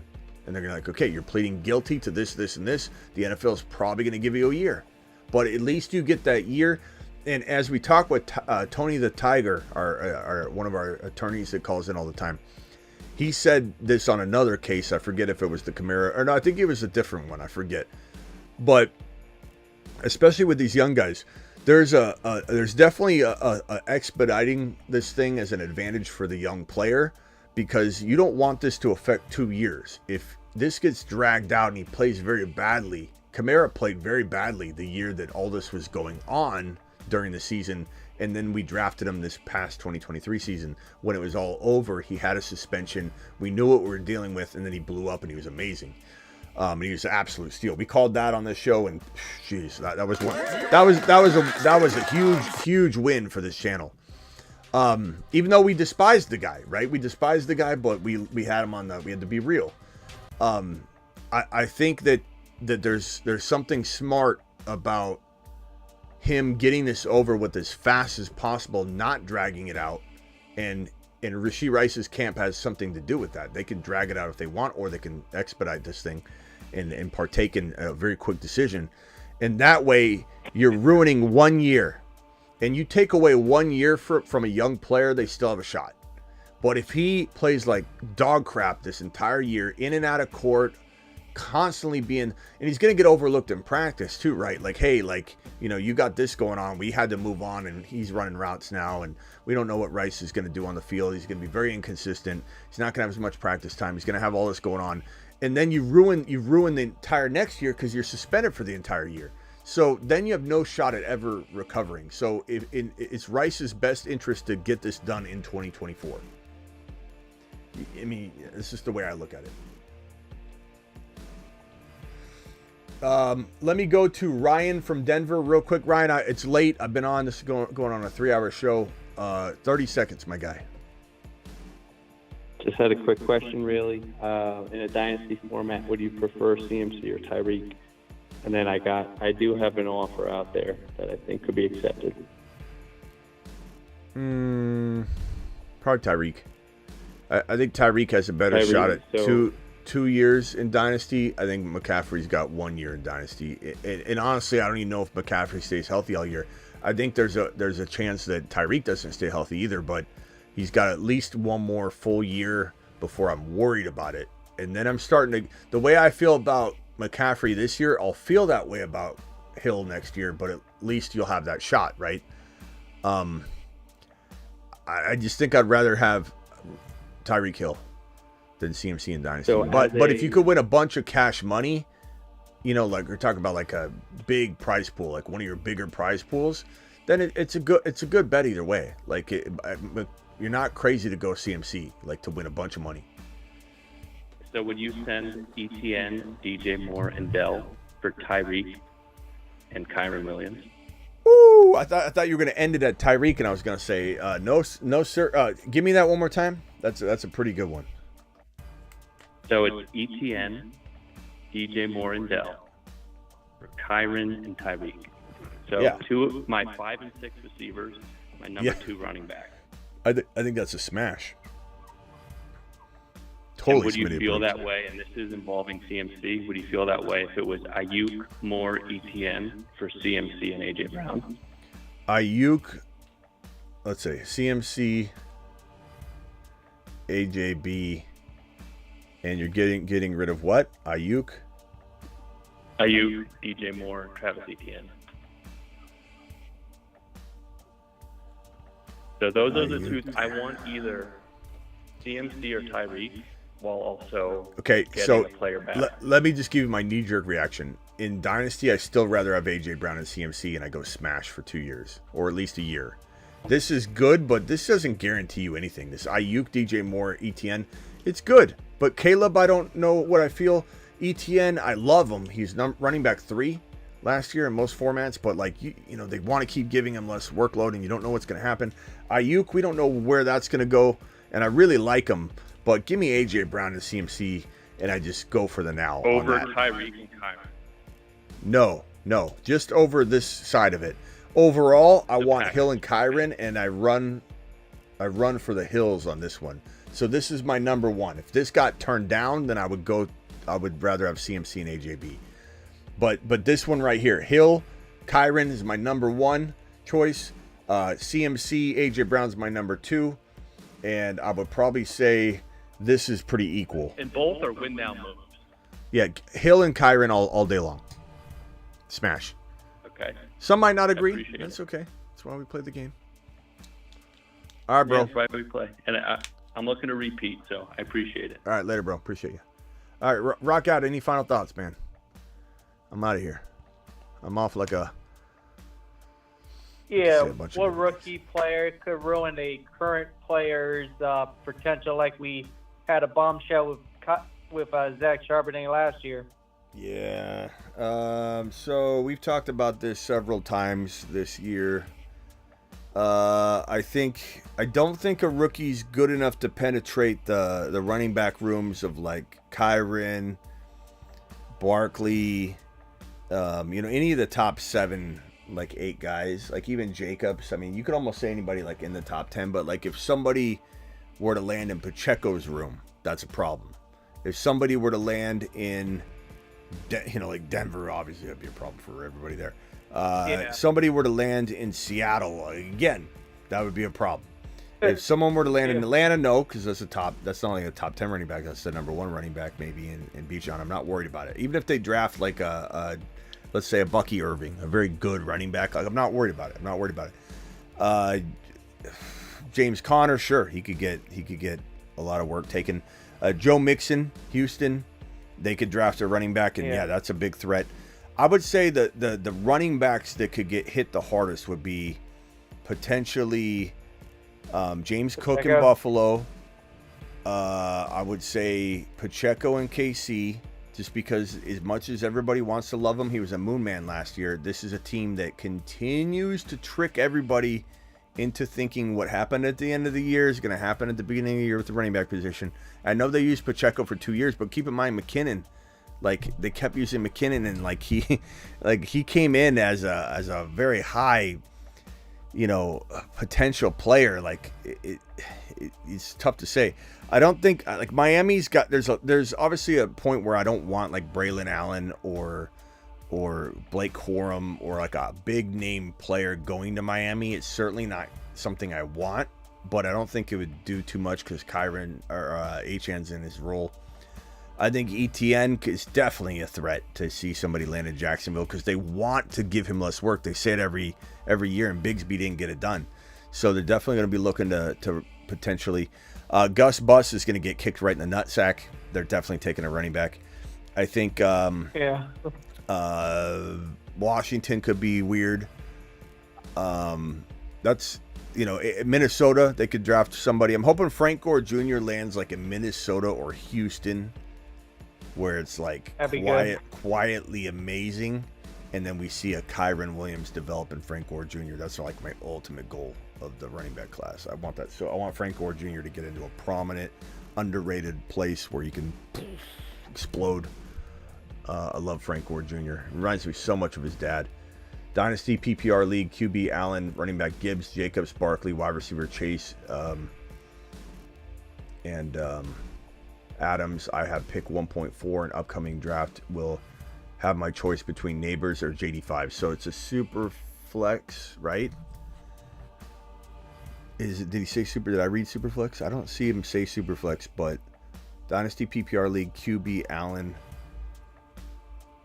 I mean, if it's a super flex, then and you have Allen already, I don't see another quarterback listed. I'm gonna say it's a 1 QB, and if it is, there's no considering JD5. Like, you don't need him.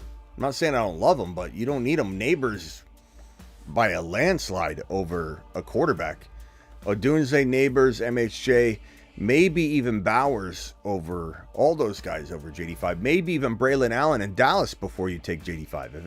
If it's a 2 QB, it's a very, very, very, very, very. He says super flex. Okay.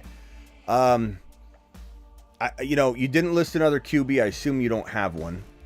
So I'm probably gonna say we got to wait and see on the landing spot if it's Washington, and then we got to see a little, like if you've got a little bit of time, kind of feel it out. But I would probably tell you that my general instinct is to always say I'm not forcing quarterback over an elite wide receiver or running back.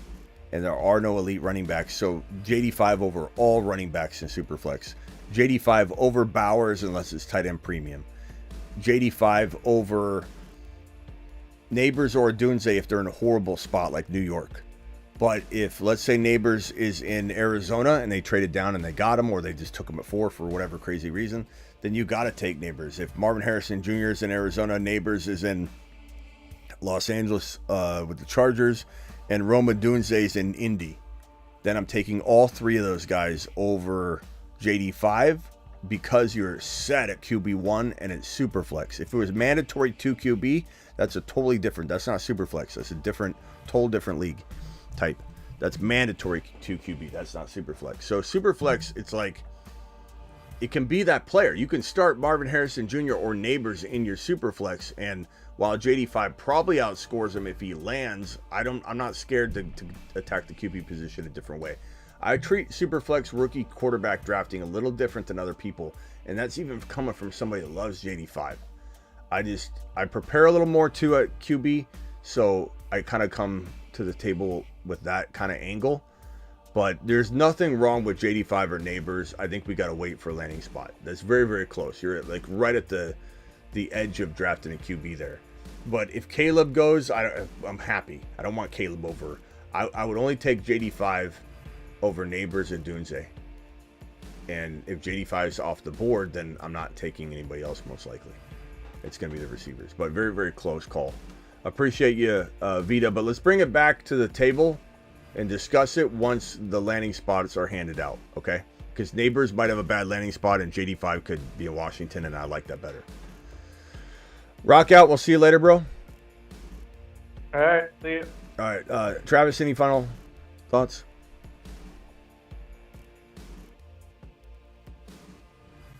Travis? I think Travis is on mute or he's gone. I'll see you all later. Appreciate you. Travis, I'm going to hang up on you. I don't hear you. But I'll see you later, pal. Catch you later, everybody. Appreciate you all. Live when big news breaks. Appreciate all my super chatters tonight. We had Call Your Boy Loud, Superfish, Rock Out, Vita. Appreciate you. And that's all she wrote for tonight's show. On that note, I promised you a Devon Achan video, didn't I? Achan.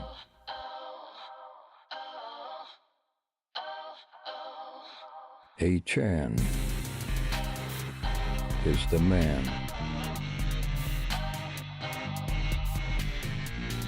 His haters call him small. But he is 9 feet tall.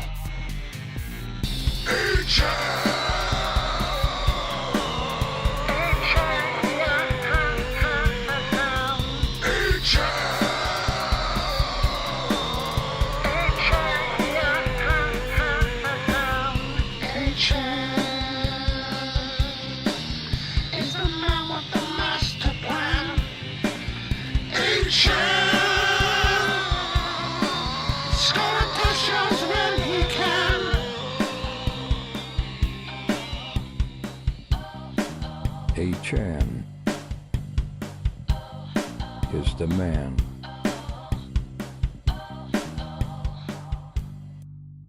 Got him. Your Bijan card has been revoked. Live Monday through Friday. Live whenever big news breaks. Even tonight, little Dak Prescott and Antonio Brown / Justin Herbert news. Big enough to go live, in my opinion. Kick some stuff around. And I'll be back tomorrow for at least a couple shows. I'll do a Dynasty. I'll do a regular show here on the main channel.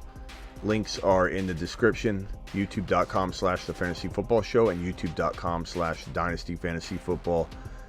Deuces, and see you all tomorrow.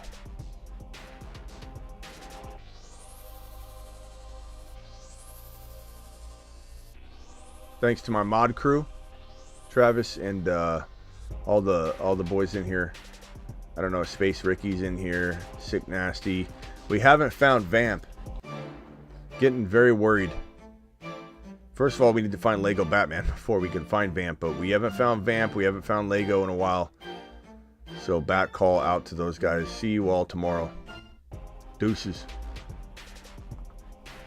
Get breached.